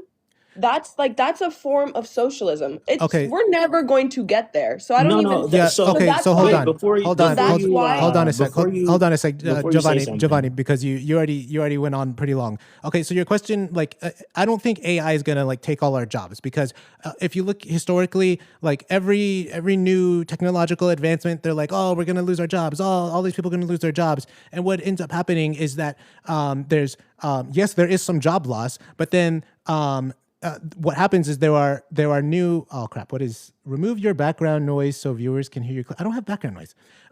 But then what eventually happens is there's some unforeseen technological advancement that then creates a ton of jobs. Like nobody knew that once computers were created and the internet was established, that there would be like literally people could just make money just talking into a microphone and giving their opinions. So there definitely is going to be some job loss when it comes to AI. People are going to have to adapt.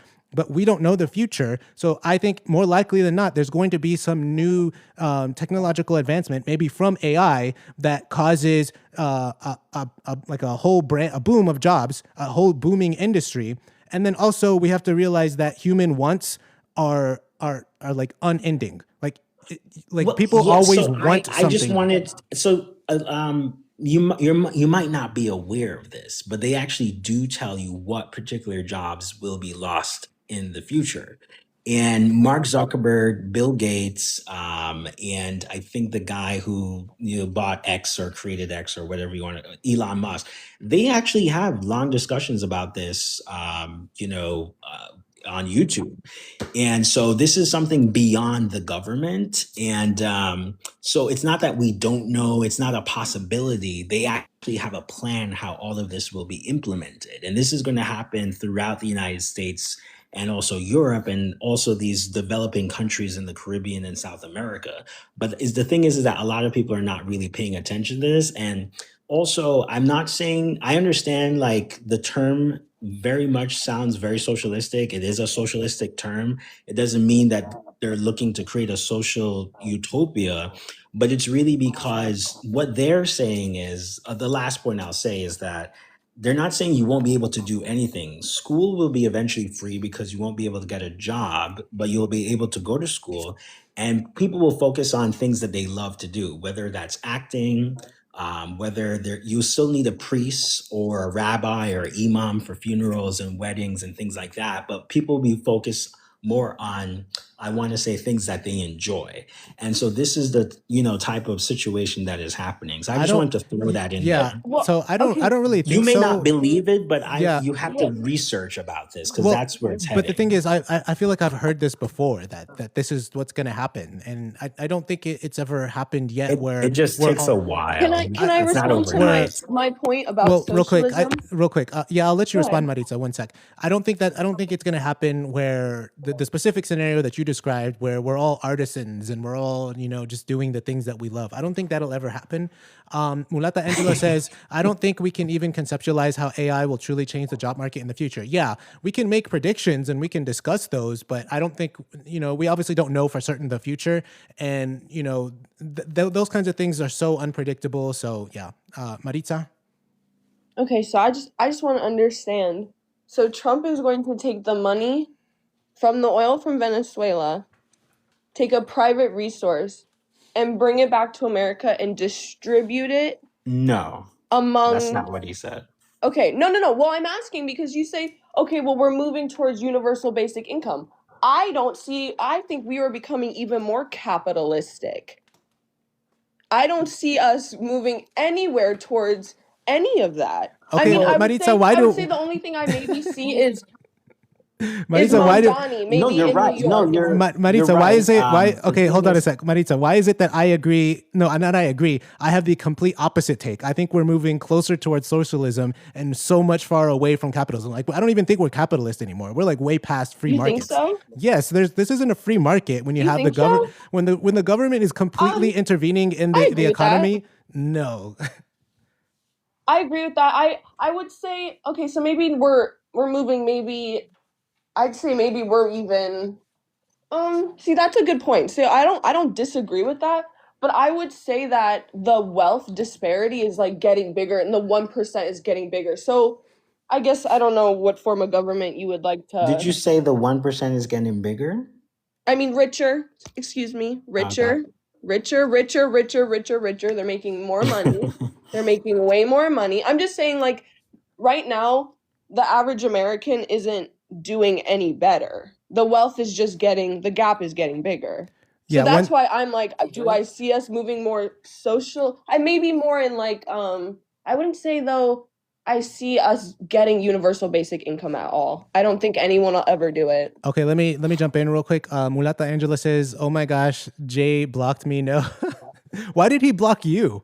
Like See, I knew that was coming. I was reading your comments, and I don't think you said anything offensive or anything. You were disagreeing on some points, but you were being very diplomatic. So I mean, I don't really get why he would block you. I mean, he's probably blocked me. I don't know, but I'll have to check later. But I've been blocked. It's okay. I don't know. He's gone on a blocking spree before, but I don't know. Okay, yeah. Yeah. Oh yeah, he blocked So, me. He blocked me. He blocked me. What the hell? well, that was inevitable at some point. It's okay. I'm not I don't take offense to it. I actually really understand why he is the way I know I have a prejudice against Turkish people because of that. I know. I can feel it in my blood. I get angry around Turkish people, okay? But I can also look back and understand that maybe certain things aren't great. And maybe them teaming up with Israel isn't great. And I can understand that even though it might liberate my country in the moment, that in the future it might not be great. So I can understand why he has such a passion and he's very frustrated and he gets very angry about it, because I'm angry about Cyprus too. And so that's why I don't blame him. I'm not upset. Yeah, I mean, I find it interesting that there are people, who feel that Trump can save them, because there are people in Colombia saying, "Please, help us out next," like, and there's a guy. I was watching the White House stream, and there was a guy in India says, "How can I get in touch with Trump? I would like him to help me." And it's and the thing is, there's a lot of people here that hates him, and there's a lot of people here that love him, right? But I think at the same time, this is a complete different way of governing than we ever had in the United States. And so we really have to just sit back and watch and see how this all goes down. Yeah, I agree. Because hold on. Like I agree, because it's one thing to speculate about possible outcomes, but it's another to say, I know this will happen. And that's never been anything that I have done, or I haven't seen anybody here do that. So I think we all agree with that we have like a wait and see mentality. And like, I can understand Jay being passionate about this and everything, but I think he just took it a little too far. Like he took it a little too personal. And it didn't need to end that way. The whole point of me bringing up like the structured debate style was because I knew that he would have this kind of reaction, and I did not want to have this reaction. I like Jay. Jay's a cool guy, and I've never had any issues with him before until now. And that's why I was like, dude, we were both passionate about this. Both our countries are involved. We have a disagreement. Let's talk about it. I think it could have been a fun, productive conversation, but no, he crashed out. So whatever. And also, another thing I wanted to just state is that a lot of people are always afraid when Trump does something, because I think with Korea, they're like, oh my God, he's going to start World War III. And actually, that never happened. And when he moved, not whether you agree with it or not, but he moved the embassy from Tel Aviv to Jerusalem, right? And that particular community, I'm not going to mention the name, has wanted this to happen for years from so many different presidents, from the times of the Clintons and even before, and no one ever did it. And he did. And I actually thought that would create like a huge war in the Middle East. It actually never happened. Other stuff, happened along the way with Gaza, but even that, he actually leveled the playing field. So, and people thought this with Venezuela was going to escalate even more. It could, but he did this within 2 hours. A bunch of 20-year-olds went in and kidnapped Maduro, right?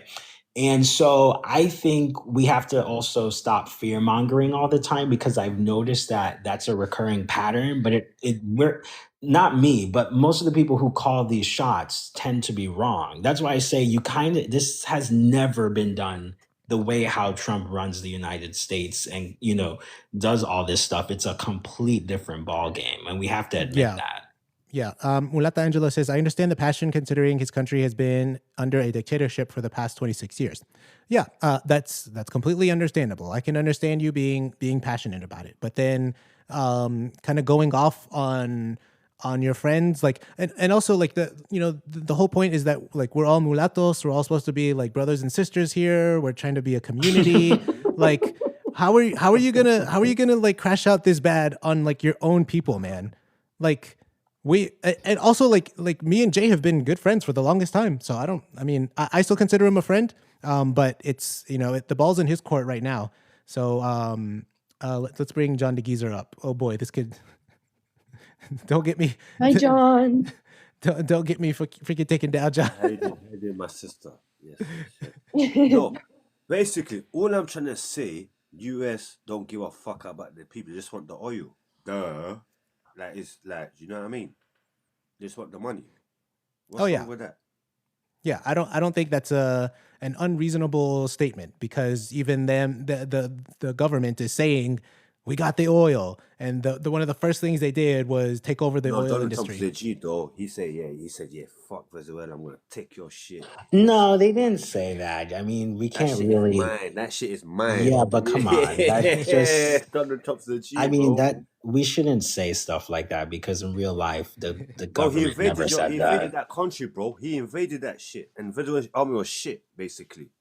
No, well, can I just say what does it mean? What does it mean now that the US can just intervene in anything? What kind of precedent does that set? So without context, it's a bad precedent. But we also have to remember that there is an opposition leader, Machado. Is it Machado or Machado? And there's a lot of people in Venezuela that have been begging the United States government, because they've tried many different ways for the past 26 years, and the traditional route has never worked. The UN didn't help, no one helped. And so when, Trump did this, that's why the majority of Venezuelans are optimistic. Unfortunately, people like Becky from but seriously. Sorry, this shit is funny. No, but it's true. Like, because the thing is that what we're going, not me, but what a lot of people are doing is going on preconceived notions that America doesn't care about anyone. And it's because of what... Look what America done to Libya, bro. But you have to also remember that it's a business. Nothing can be done. Brother, man. No, but everything in life is a business. There's no free transactions in this world, right? And so those bombs and whatever technology that America used that cost a lot of money, they had 17,000 soldiers in the Caribbean on standby. The Trinidad and Tobago, the prime minister, she said that she's happy that the United States intervened, because you see a lot of people literally flooded Trinidad because they had nowhere else to go. The mayor of Panama, he's saying that he's happy that this happens. He hoped that a lot of the Venezuelans who actually are in Panama will stay, because he says that they've, really transitioned into that country really well. And he would be sad to see them go, but he'll be happy that they're going back to build up their country. Bro, do you think Donald Trump's going to invade Haiti? Because Haiti's really No, fucked. So he's been Haiti. from what I heard, Cuba's really he's next. been making threats to like Colombia, to Mexico, like, Cuba. so yeah, Cuba. So Cuba. who knows? Because like the Trump administration, a lot of times they'll just say a lot of things just to get people scared and reacted. My brother. Dime. Yo, Haiti's going through gang wars, son. Donald Trump needs to invade Haiti, man. Come intervene, save Haiti, man. Nah, Haiti's got it taken care of. They let them take care of it themselves. So just to clarify about the oil. All right, just to clarify about the oil. Like I said, everything is a business. So America's gonna get a piece of this oil.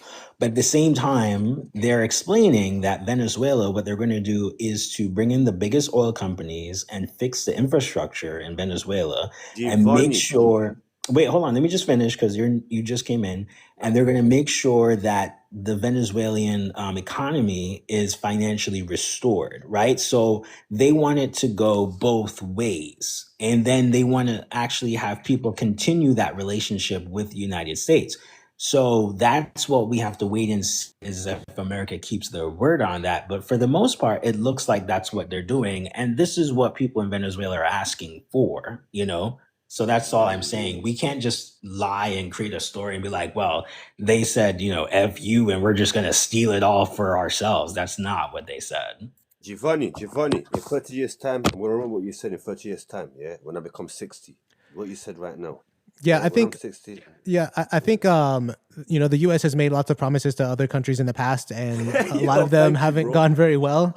You know, so I think that's I think hold on, let me finish. Let me finish. So I think with Venezuela, it is definitely possible that that there's a peaceful outcome, let's say.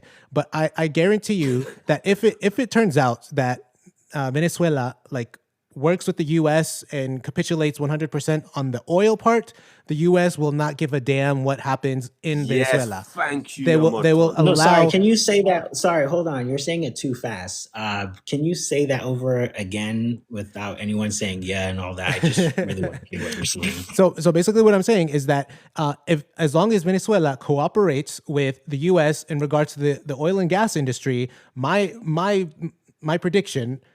Is that it is more likely that the U.S. will not give a damn what happens in the internal politics of Venezuela. They will allow Delcy Rodriguez to continue the dictatorship, the Bolivarian dictatorship or whatever. They'll still have the colectivos, like rounding people up and doing things. But as long as she capitulates to U.S. economic demands, then they'll be okay. Because the U.S. is not actually opposed to dictatorships. It's okay with dictatorships because we've supported them currently and in the past. So that's just what I think will happen. That's probably the most likely outcome. Is that what you want to happen based on the past? Oh my gosh! Of course not. Hold on. Because Jay did this too, and this is such a frustrating thing to hear. Is that saying that this is what I think might happen is not. I'm manifesting this. I'm wishing this on people. I don't wish this on anyone. That's why I am kind of holding up a flag, being like, "Hello," is because I'm trying to be like. This might not be great, and you guys, some of you are celebrating, which is fine, but this might not be great, and you're celebrating. That's it. I'm not wishing harm on anyone. So let me hold on, Giovanni. Let me respond to your question. So, what I would like to see is probably the least likely thing to ever happen is I would like for Delcy Rodriguez and the entire Maduro government to say, you know what, we effed up, we're stepping down, we're going to have elections, capitalism, free markets, baby, yeah, let's do this, and good relations with all countries, and then the Venezuelan people, you know, get to go back to being a rich nation. But that's not going to happen. So what I was talking about was... Why do you say it's not going to happen? Because I thought you said that, you know, you don't know what's going to happen. I don't know what's going to happen, but I can say with a good level of certainty that the current government in mass is not going to step down from their positions and allow democracy and free markets. Like they're not gonna do that. So, bro, the only reason they took that fucking man Joe Dickhead because he was not following USA roast Donald Trump. He's saying, Donald Trump, what? You don't listen to me? Fuck you. I'm gonna take you. He's gonna take another leader that will listen to USA. That's what it is, bro. It's not because he wants to free Venezuela, fam. You get it, fam, bro. Yeah, you know exactly. the countries in the world is dictatorship, bro. But Well, America don't yeah, give I a fuck because they mean, follow America, bro. They give, you know what I'm saying? Come on, bro, Giovanni, bro. You move I like d- an no, I, I'm Anglo-Saxon, not bro, fam. What's going on, I'm mate? not objecting to what you're saying. I mean, in order for this to work, they would have to listen to Donald Trump because he literally took Maduro. So I mean, he said the same thing to the president of Colombia. If you don't watch what you're saying, I'm going to do the same thing to you. And what did Bro, Colombia that do? They bitch in stopped Venezuela talking. selling tacos, she's gonna be selling tacos 20 years later, bro.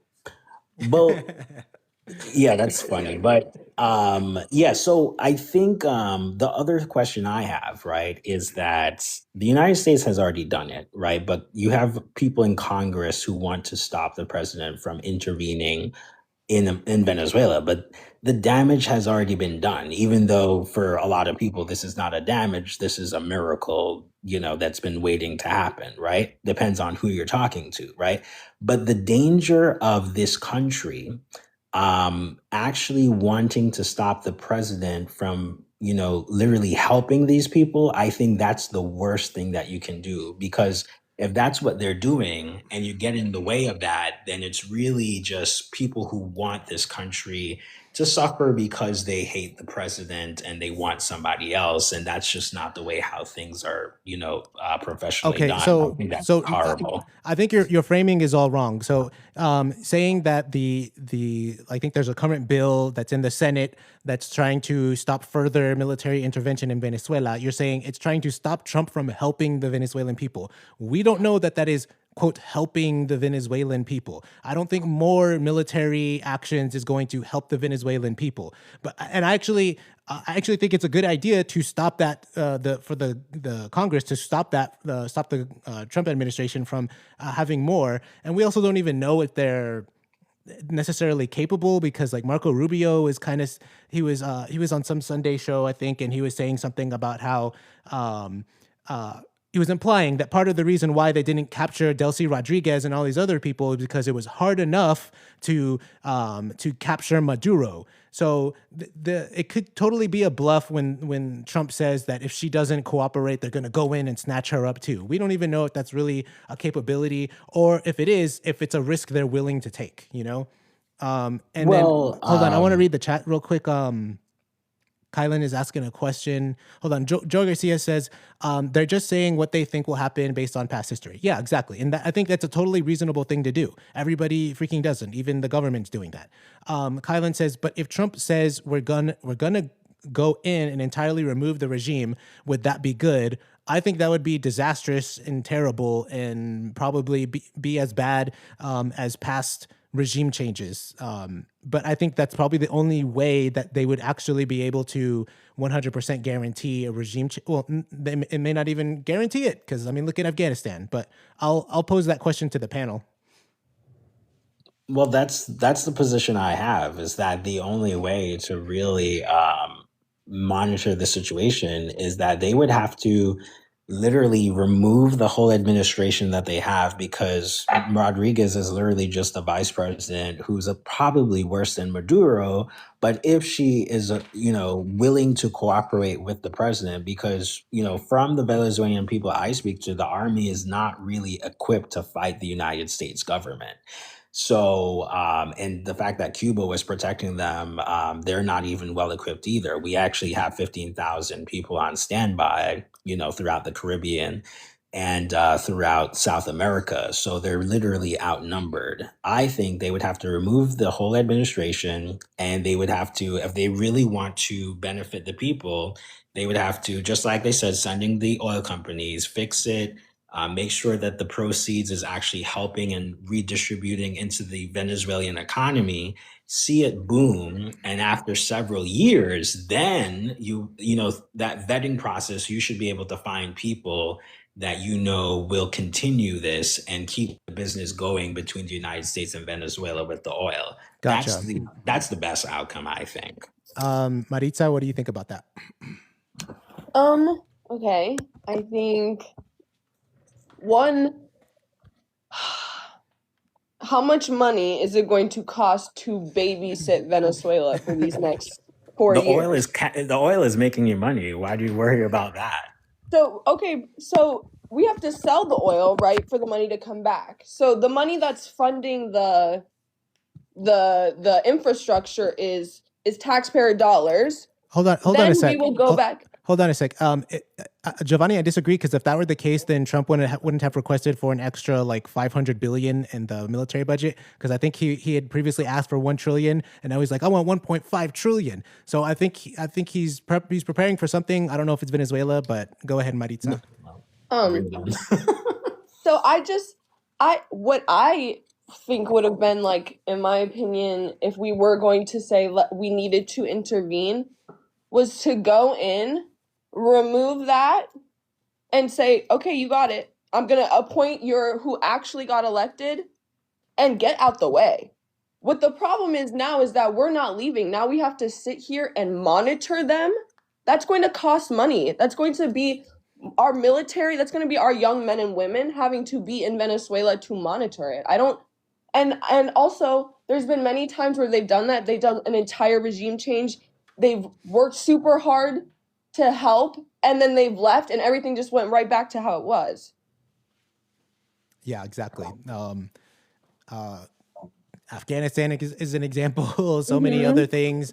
But so I don't know. Okay, like I don't know what's gonna happen. I can't see the future, of course, but I see the cycle repeating and repeating and repeating and repeating, and it's getting so like mind-numbing, because I feel like I can see it, and why can't others? I don't know. Yeah, and I think it's worth mentioning that we're also involved in other conflicts as well. We're still financing the Ukraine war. We're revving up for another round of bombings in Iran. We were bombing Africa, and the Trump administration is at least saying that they're willing to like bomb Mexico or conduct military operations in other Latin American countries. So it doesn't really seem like there's any end to this, and we're gonna have to be the ones to pay for it.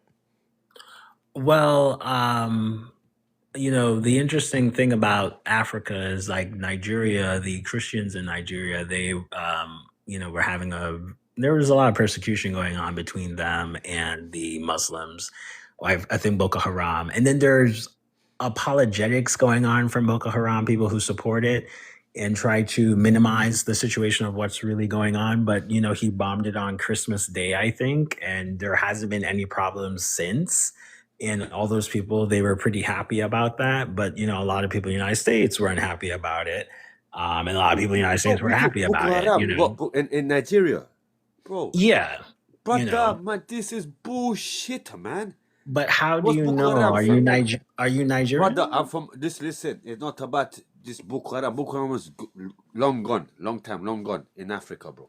Long gone, fam. Well, I just mentioned as Boko Haram. It's a Muslim group. Where I don't Boko know. Haram in North Nigeria? Where? Tell me, South Nigeria where they at? You sound very hostile, but anyway, I'm just saying. Because you sound like a fucking American. Okay, this is okay. Good afternoon. Like you like sucking. I think El Mulatto, you had a problem with Jay, right? You said that he was cursing you out. You don't use such language. Okay, sorry, Giovanni. Okay, you literally removed him, but you have this person above me who's literally cursing me out, calling me a dick sucker. Did he call you dick sucker? No, I didn't call him. Well, the fact that you're laughing at this. No, he literally said I'm a dick sucker. No, bro, I said you dick suck Anglo-Saxon dick, bro. Too much. Okay. Keep it cordial. Keep it cordial, Thanks, John. everyone, for sharing your opinions. Goodbye. Okay, my brother. You're Mulatto, my brother. So. Oh man. Okay. I just feel like it's okay for Jay to do it, but not John. It's like Yo, no. Yo. So I think first of all, I don't think John, you were insulting him. You were just saying bad words, like curse words. Exactly. Like I'm just saying, I think Giovanni, he loves his Anglo-Saxon side. You know. I don't know. I don't even know if he's Anglo-Saxon. I don't know what he is because I think he's mixed with a whole bunch of things. But I think He said Boko Haram. Where's Boko Haram? Fam? yeah, I was a little confused at the Boko Haram part because I thought Boko Haram was a long time ago. Not even Nigerian Boko Haram. What are you so talking about? This guy But- watches Fox News.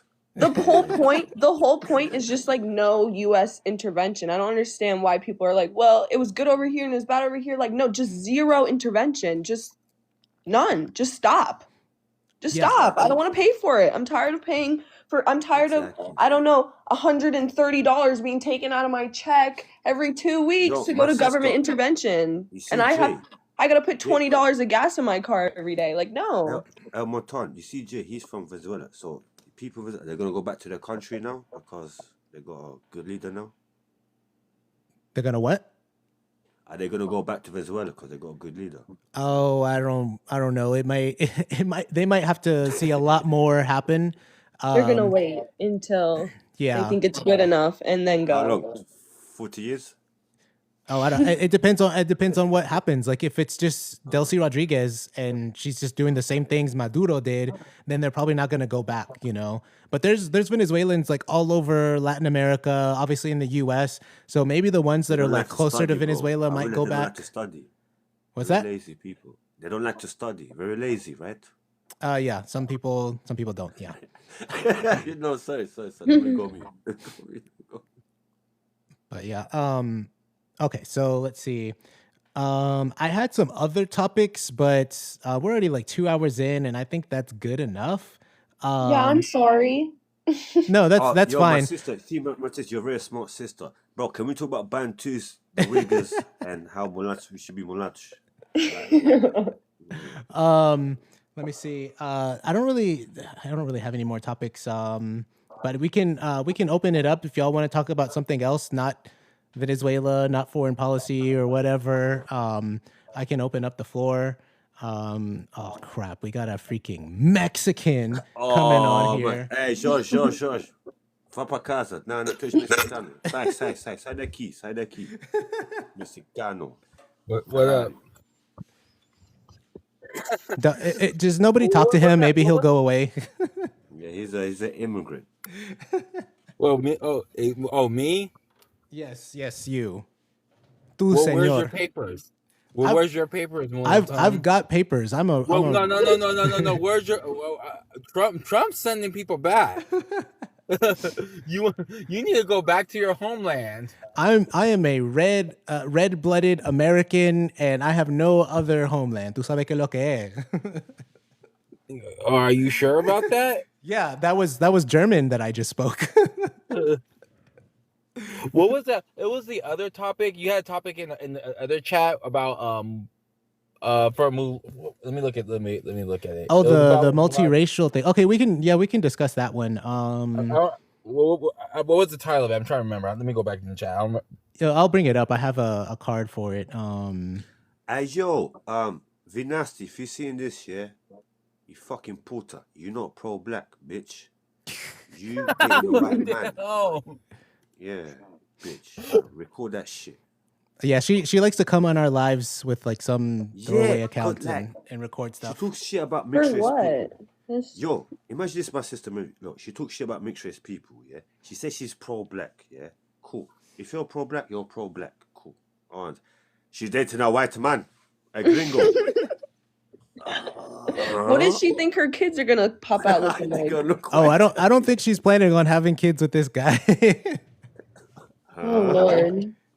Like let's just say if she did, the kids are not going to be beautiful. I wish her the best. I'm No, trying to the be kids a are gonna good look black. person, okay? They're gonna I want to look be a politician. I'm trying to be a good person. I wish her the best. Okay, so the topic I had was multiracial families. So this is pretty much all the type of family we all come from. So I wanted to talk about the pros and cons of it, mixed kids in the foster system, and then should some people not have multiracial families? So I'll open it up to the panel to whoever wants to start first, and you can just pick a topic and go on with it. Did I start? Yeah, you can go. Okay, I'll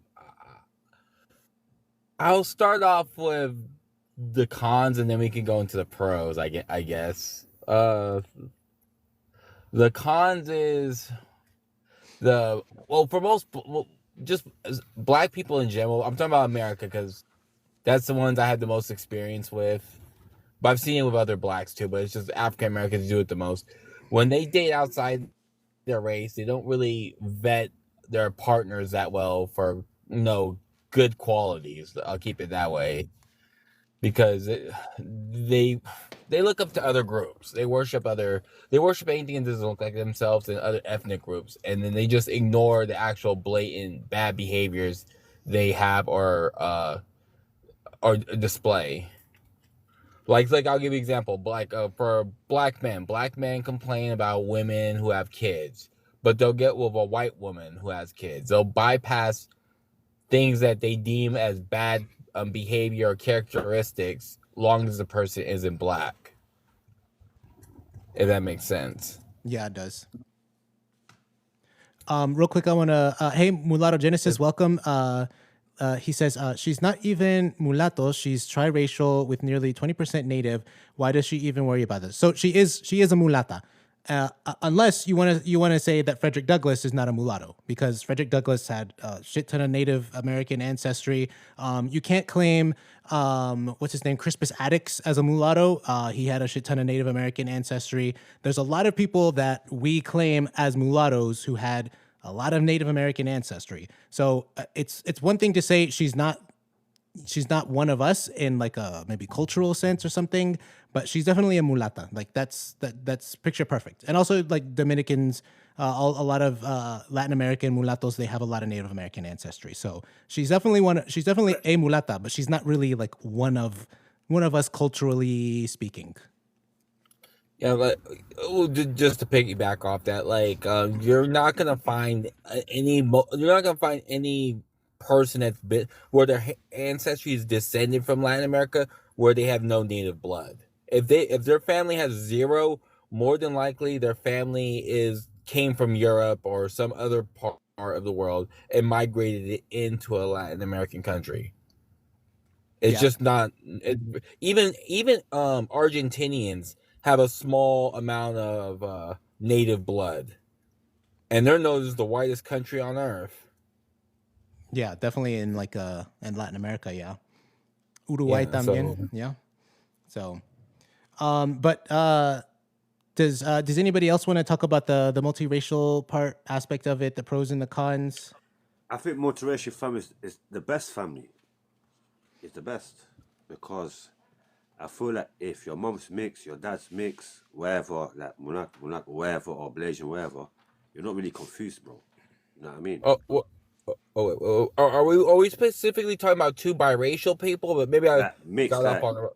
No. I mean, like. Okay, so what I'm talking about is not that John, where you have two parents that are mixed. I'm talking about when you have one parent that's one race and another parent that's a different race. So like people who are actively going to create multiracial families. Yeah. Okay. You know what? That's a good question. It can be good, but if they teach their kid to let them kid know that kid's mixed race, not push their agenda. Oh, that kid's solely white or solely black or solely what? You know what I mean? Yeah. So you get not to confuse the kid. If the both parents agree that kid's mixed and tell them that's it, because a lot of this type of relationship is like they make a kid and say, oh, it's white or black. That's how the kid get confused. Do you know what I mean? So he comes to society, oh, the white side rejects him. The black side, oh, one day he's black. You know what I mean? That's how the kid gets confused. You know what I mean? That's how I see it. You get it? You know what I mean? Yeah. I've noticed the people, like when it's not a black person pushing pro-blackness, it's generally a black person that gets with people that identify with hip-hop or African-American culture. Those non-black people push blackness on their kids. I'm not saying all, but I've noticed that's when you see like non-black people pushing blackness. I don't know if you agree with that, Mulatto. Yeah. So my position on this is basically, I mean, I come from a multiracial family, and I've noticed that there's a lot of people that are very careless with how they raise their mixed kids. Like they get into the relationship, not even taking into consideration the identity of their child. Or if they do, it's some lazy thing where it's like, society gonna see you that way, so they just say my kid's gonna Very be lazy. black. Thank you. Very Yeah. lazy. Yeah. And it also doesn't even have to be with our specific mix. It can be with any kind of mix. Any type of mix, yeah. Yeah, where they're just lazy about it, and they're very self-absorbed. They only care about themselves. Love conquers all, and that's all they're thinking about. And they never once think about what it's going to be like for their kid. Whenever it comes to like pick where they're going to raise their child and have their family, they're not thinking about, well, are there other mixed kids around here, or what is this group of people going to think about my mixed kid? What are the likely experiences that my child is going to have? And there's a right way and a wrong way to do it, and that's the wrong way to do it. And I think a lot of the problems that we see is whenever parents are either lazy or, unfortunately, in some cases, they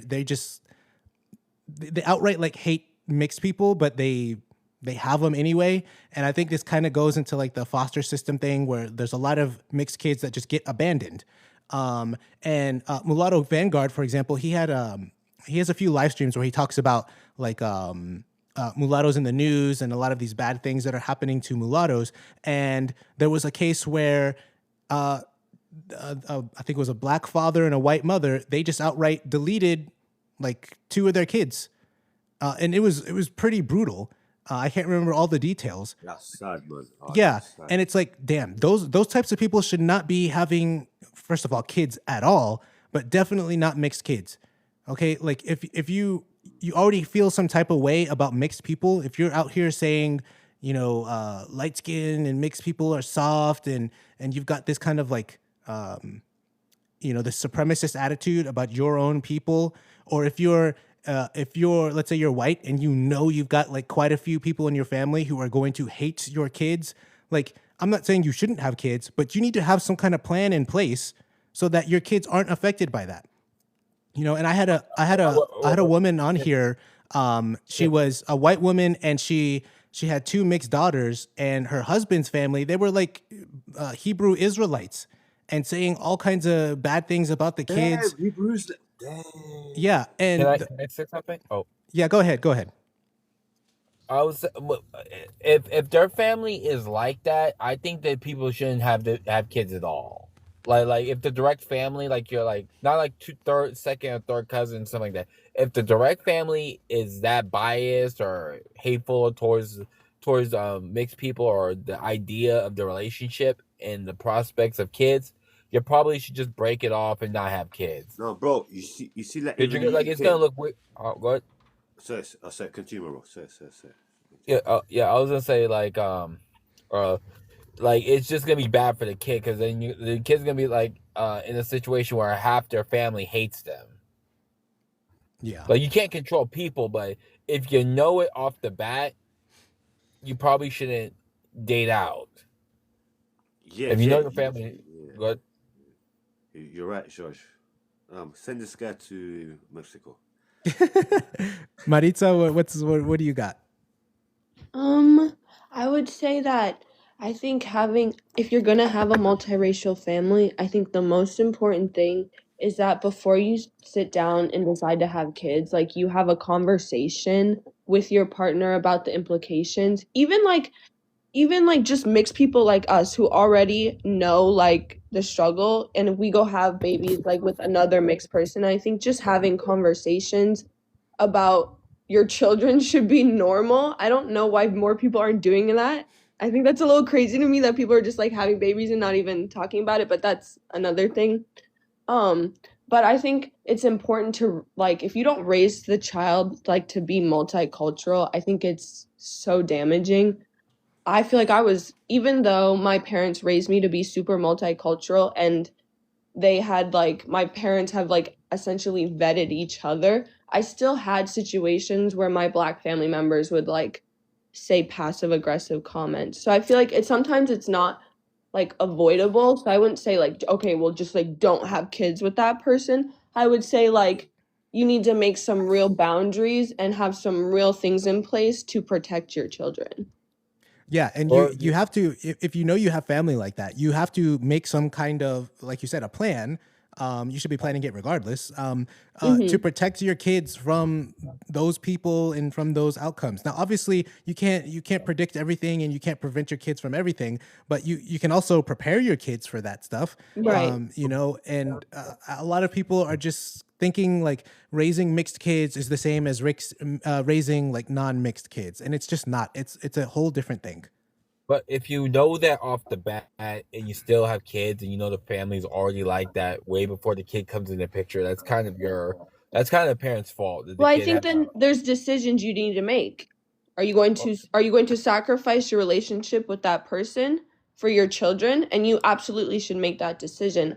I'm not going to be upset with my father because he has family members who are upset because I'm lighter and I have more privilege. I'm not going to resent my father for that because that's not his fault, and he doesn't talk to those people anymore. And he absolutely prepared me for that. Oh, well, why, if they know it beforehand, why not? I would just break off the relationship and find if I was in that type of position, I would just break off the relationship. If I'm gonna get in a sometimes your nigga side and your wigger side don't want to talk to you. You know what I mean? No. I'm talking about if I was a monoracial person. Like, I'll be real. I'm like, both of us are mixed. Bro, I just know my immediate family the most, innit? Yeah, I might know the black side and the white bit, but I'm not really close to them. I'm just close to my mixed race side, innit? You know what I'm saying? So, yeah. No. What I'm saying is, like, for a monoracial person, I'm saying if I was like, say, if I was a full black guy or whatever, that's weird. If I was a full black guy and I knew those people were like that, I would just break up with the girl and find a white woman where her family is accepting of that. No. It's my dad's family that is like that. Or it doesn't matter which side's doing it. Okay, so yeah, that's what I'm saying. If they know it, if they know the bat, this is the Iranian race, Josh. So what I'm saying is that if it's not my absolute immediate family, I don't see how that's like even a.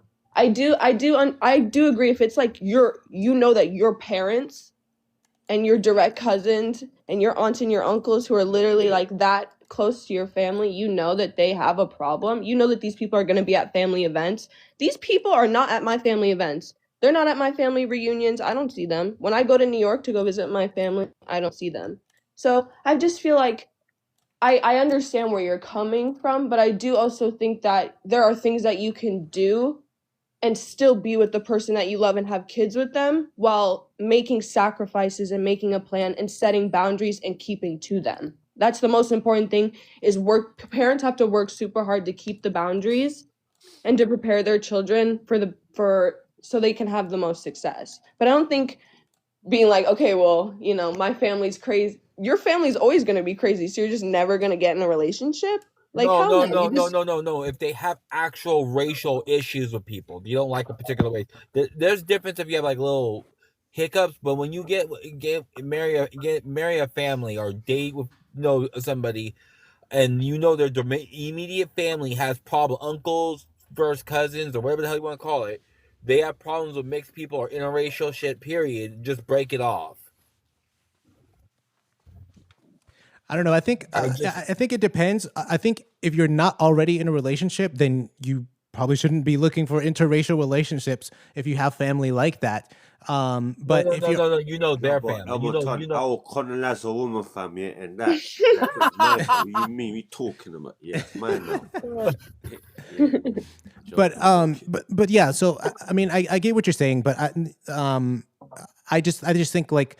If you go into this planning and knowing your family, knowing your husband or your wife's family, and knowing what you can expect, then you can plan for it and everything. Like, I don't know about y'all. I kind of looked out. I didn't really have any like real racist people in my family, so that was fine. But one of the things I didn't realize is how many people do have some of those, some people like that in their family. Maybe they don't have a lot of racist incidents, but they do have at least some racist people in their family. And the amount of like mixed kids that just get abandoned into the foster system, that was something that was new to me. Yeah, that's very sad. That's very sad. Well, I'd say the main reason is it's mainly, I would say, of the configuration, I would say like it's mainly like white American women, because they know, like we all know white men do not like it when white women have children with black men, and when white women do that, they screw up their dating options badly. So they kind of, there's more of an incentive for them to get rid of their kids, along with not wanting to take care of the kids to begin with. So there's like a lot, but there's like more. It kind of like screws up their life. They Same in cut the down UK their as dating. well. When a white woman's with a black man, that woman's trash. She's a piece of shit. Yeah, it ruins their dating Single baby options. mother in the ends with a mixed race kid, two mixed race kids. I feel sorry for them. I feel sorry for these mixed race kids, man. A lot of them Caribbean kids, man. Yeah, man. Yeah, So sad, man. it's pretty sad. I mean, yeah, even like for like say like a black and Mexican mix, even the like just say like for Mexicans, if there is racial issues, the Mexicans still will pick up the kid. Yeah. Like let's just, like, or Hispanics in general. It's just a lot of like the main mix that does exist in the foster system is like, you know, your half black, half white American mix. Yeah, And it's generally coming from a white mom. Yeah. Black women do abandon their mixed kids too. It's just not at the same rate as a white woman. yeah, that's the most common mix. So I could see that happening, being like the most, you know, common thing, the most common configuration in the foster system. But yeah, I think it's something that needs to be talked about more. And I think one of the ways we can prevent something like that is talking more about this exact topic about multiracial families and how what are the best ways to go about having families in that regard. And also just shouting out to all the good parents out there too. Like I said, I brought that one white woman on here, and she seems to be a good mother. She spoke well about her husband, so he seems to be doing a good job. It's just his family that's just wacko. And so hopefully those kids are in a good place, and hopefully just more people realize that. We got Mulatto Mindset in here. What's up, bro? Long time no see.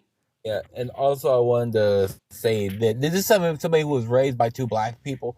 Even when you're kind of like they adopt you, they still have an issue like with mixed people. Like specifically my adopted mom. Like I could tell she did not like mixed people in general. Yeah. Even though she would have been like a griff. Mm-hmm. Or that's how she looked to me, more of like a griff. And for her husband, he was fully black, but he never really gave like a I don't like mixed people. If he didn't like you, he just didn't like you. Yeah, that's how my dynamics were. Yeah, I didn't really grow up around my my black extended family, but for the most part, whenever I would like see them, they, you know, since they're from the Caribbean, I don't know if they really had that much that kind of like hatred that a lot of black Americans have towards like light skin and mixed people. So I didn't really catch any of that. You know, maybe there was a few people that I just didn't interact with. I don't know, but I do know that in America it's a different thing. I will say this, like for her son, like okay, her son would be like 1 or 2 shades darker than me, like but she had like two sons, one of them was dark skin, one was light skin. She always favored her light skin, so she kind of differentiates light skin blacks and then mixed people. She knew the difference. Yeah, because like with the because like with the light skin ones, it's because like they have, not necessarily that they have 2 black parents, but that they have 2 parents that are from like black culture, and I'm guessing that's why they prefer them over mixed people who have one parent that's from outside of Black American culture? No. Well, I mean, no. She wouldn't know that. She knows like how it. She knows the look. Like people, light skinned blacks know the difference between themselves and mixed people. So I still struggle with And this. Who's an example of someone? Who's an example of someone that's light skinned black? Because I struggle with this difference.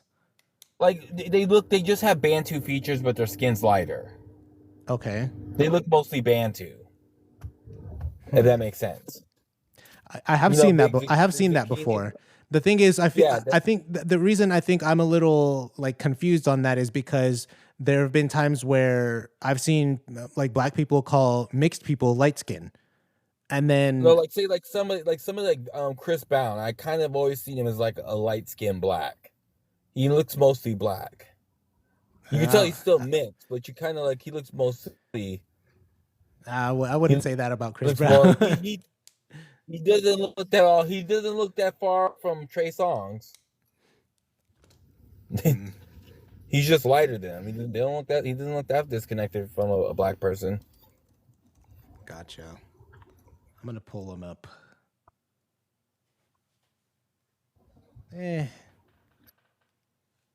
Maybe, I don't know. I have seen pictures. I can't. No, it was a video. I can't remember. It was just like I think a random video on TikTok, and it was what I think was a prime example of like a light skinned black person where he just as you described, he just had like full Bantu features, but his skin was just light complected, and I was like, okay, then that makes sense. But whenever people give me other examples, and it's like, okay, now I don't know anymore. So. Yeah, it's just how I described it. Yeah. Because it wasn't with her own son. She favored her because her son looked more like her, and she basically looked like just a light skinned black. And she even had that with her grandson, where her grandson would date a light skinned black woman. And she had a kid, and she favored she was nicer to him, and he was a light skinned black. So they know the difference. Yeah, whenever I do an image search for light skinned black, all I get is mixed people.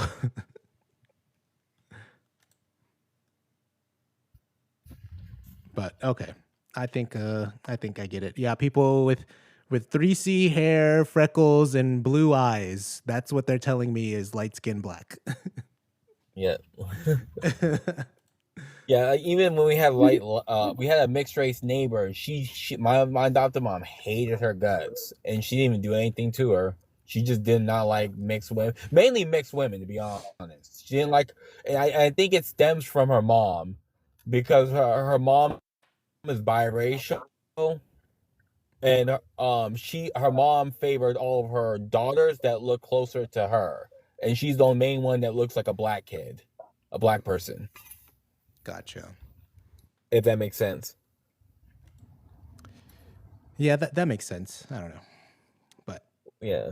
Also, I think there's an assumption too that sometimes parents like they make a mistake of thinking, "Oh, I should send my mixed child to like a school that's quote unquote more diverse," but what they mean by more diverse is more black. I think that that's a mistake too, that they think that that's giving the child like help, where I went to a private school with a lot of mixed kids and a lot of international students, and that was what was best for me because I actually could find other Greek people. I could find there were Nigerian students, we had Ukrainian students, like we had Vietnam, South Korea, like we had everybody. And so I feel like sometimes that assumption that putting your child in a quote unquote more diverse space, like it's the wrong diverse space. It's not necessarily diverse, it's just more black, I guess, than sending them to like, I guess maybe like the white school. Yeah, it's more Black American because I feel I mean y'all can correct me if I'm wrong on this, but I would imagine that if you were like in a diverse school that had like black people from Africa, you probably wouldn't have a lot of the same problems, that you would have with Black Americans because they don't have this internalized one drop rule nonsense. But That's just my assumption. To be honest, for me, it's weird. Like my adopted mom, she was actually the main one that pushed the one drop rule on me the most. My adopted dad, he did not push. He never even pushed pro blackness on me at all. It was mainly my adopted mom who pushed it. And you said they were both black? Well, yeah, he looked like Idi Amin. That's how he looked, like that type of black. Okay. Yeah, and she looked like, like a light skin, like I was describing. Gotcha. Okay. Well, do we have any other? I would agree with you though. What? I would agree. Well, with Mulatto, like the people that were in my school were Africans from Africa, so we just there was. I don't want to say that there were zero physical altercations at my school for all 4 years, but I don't know. Yeah, I gotcha. Yeah, I've had nothing but positive interactions with Africans, so I think highly of them. Yeah, I've never had an issue, but like even like from my adopted mom, like she had an issue of Africans. Like, I don't know, and my adopted dad, he never he wasn't like like how the FBA men always talk shit about Africans. He never had one negative thing to say, but she kind of she mirrored like the mentality of the FBA movement, the tether this. She didn't say use that terminology, but I could tell she did not like them because they were Africans. Yeah, one of the funniest things, it wasn't until I got on TikTok when I first started having a lot of black people question my Americanness, because I think even in this live, I don't know if the person was actually Black American, but I believe they were making pro-black statements, and then immediately started demanding that I say where I'm from. Or what my background was, and even y'all know that Miss Nasty and who are some of the other people, the Creole people that she hangs out with. I know what you're talking about. Yeah, they don't. I don't think they explicitly told me that they have a problem with me having a parent that's not American, but they definitely implied it, and implied that somehow because I have Hispanic heritage and because I have a parent that's not American, that then I can't really be a mulatto. And I think they're also the camp that says if your mom is white, then you can't be a mulatto. Only black moms can be mulattoes, something like that. But oh wait, what the hell? Well, I've gotten that too though, where people ask me, they're like, "Are you even an American?" And I'm like, "My last name is Harris. You're gonna ask me if I'm an American? Like, what are you even saying to me right now? I have a Black American last name. I don't know what you want from me." Yeah, my birth name was it's basically some shit out of Southern Europe. It's foreign as hell. Yeah. That's crazy. But the last thing I'll say though, to wrap things up, this is unrelated, but is that I've noticed that, or I should say, I'm surprised at how kind of fractured the mulatto space is. And I don't like that. Obviously, I'm in the unity camp. I want us all to be united regardless of our backgrounds. But one of the things I have noticed is that it doesn't matter what kind of mulatto you are, whether you're American, you're foreign, whether you're 50-50 or something else, whether you're black mom or white mom, there is always, at least it seems, there is a group of mulattoes out there who believe that you are not really a mulatto. No matter what it is, your background, your percentages or anything, from what I've seen, there's going to be a group of mulattoes who say, you're not a real mulatto, we're the real mulattoes. And like I said, with those Creole people and some of the Creole people and Miss Nasty or whatever, they're like black moms only. I've heard other people say that only. I've seen other people say that too, that only black mom biracials can be mulattoes and stuff like that. And you got people saying 50-50, 60-40 or 55-45. Those are the only percentages, and it's just, I wish that wasn't the case, that there was just all these people, all these mulattoes saying, you're not a real mulatto, I'm a true mulatto. And that was kind of the point of having some of the live streams that I've had, where I was like trying to say, hey, let's get together and decide or try to come to an understanding about what is a mulatto, because we're never going to have any kind of, progress for us if we're this splintered, I agree. I think also if we're going to discuss things that are outside the realm of specifically mulatto topics, I think it's important that we understand that, like, I just was getting so frustrated yesterday. I was like literally like losing brain cells. I was getting so mad, and I was like, I need to take a step away. But I think it's important that we are respectful. We don't name call. We don't call people out their name. Like, I don't know. I don't know if going on a blocking spree is, in my opinion, what builds community. But I think we just like, we need to not take things always so personally. Like, it's not about you. It's about the bigger, broader picture of everything when we talk about stuff. Anything, not even just whatever, but just anything that we talk about. It's like about the broader scope, and nothing is an attack on anyone personally. Yeah. And We got Pink Mulata here. What's up? Thank you for sharing the live. Good to see you here. Go ahead. I wanted to piggyback off that. If people are that easily offended, they should probably not like be in the community and learn how to control their emotions, because it shouldn't be so easy to get mad about something or get pissed off and then go on a blocking spree.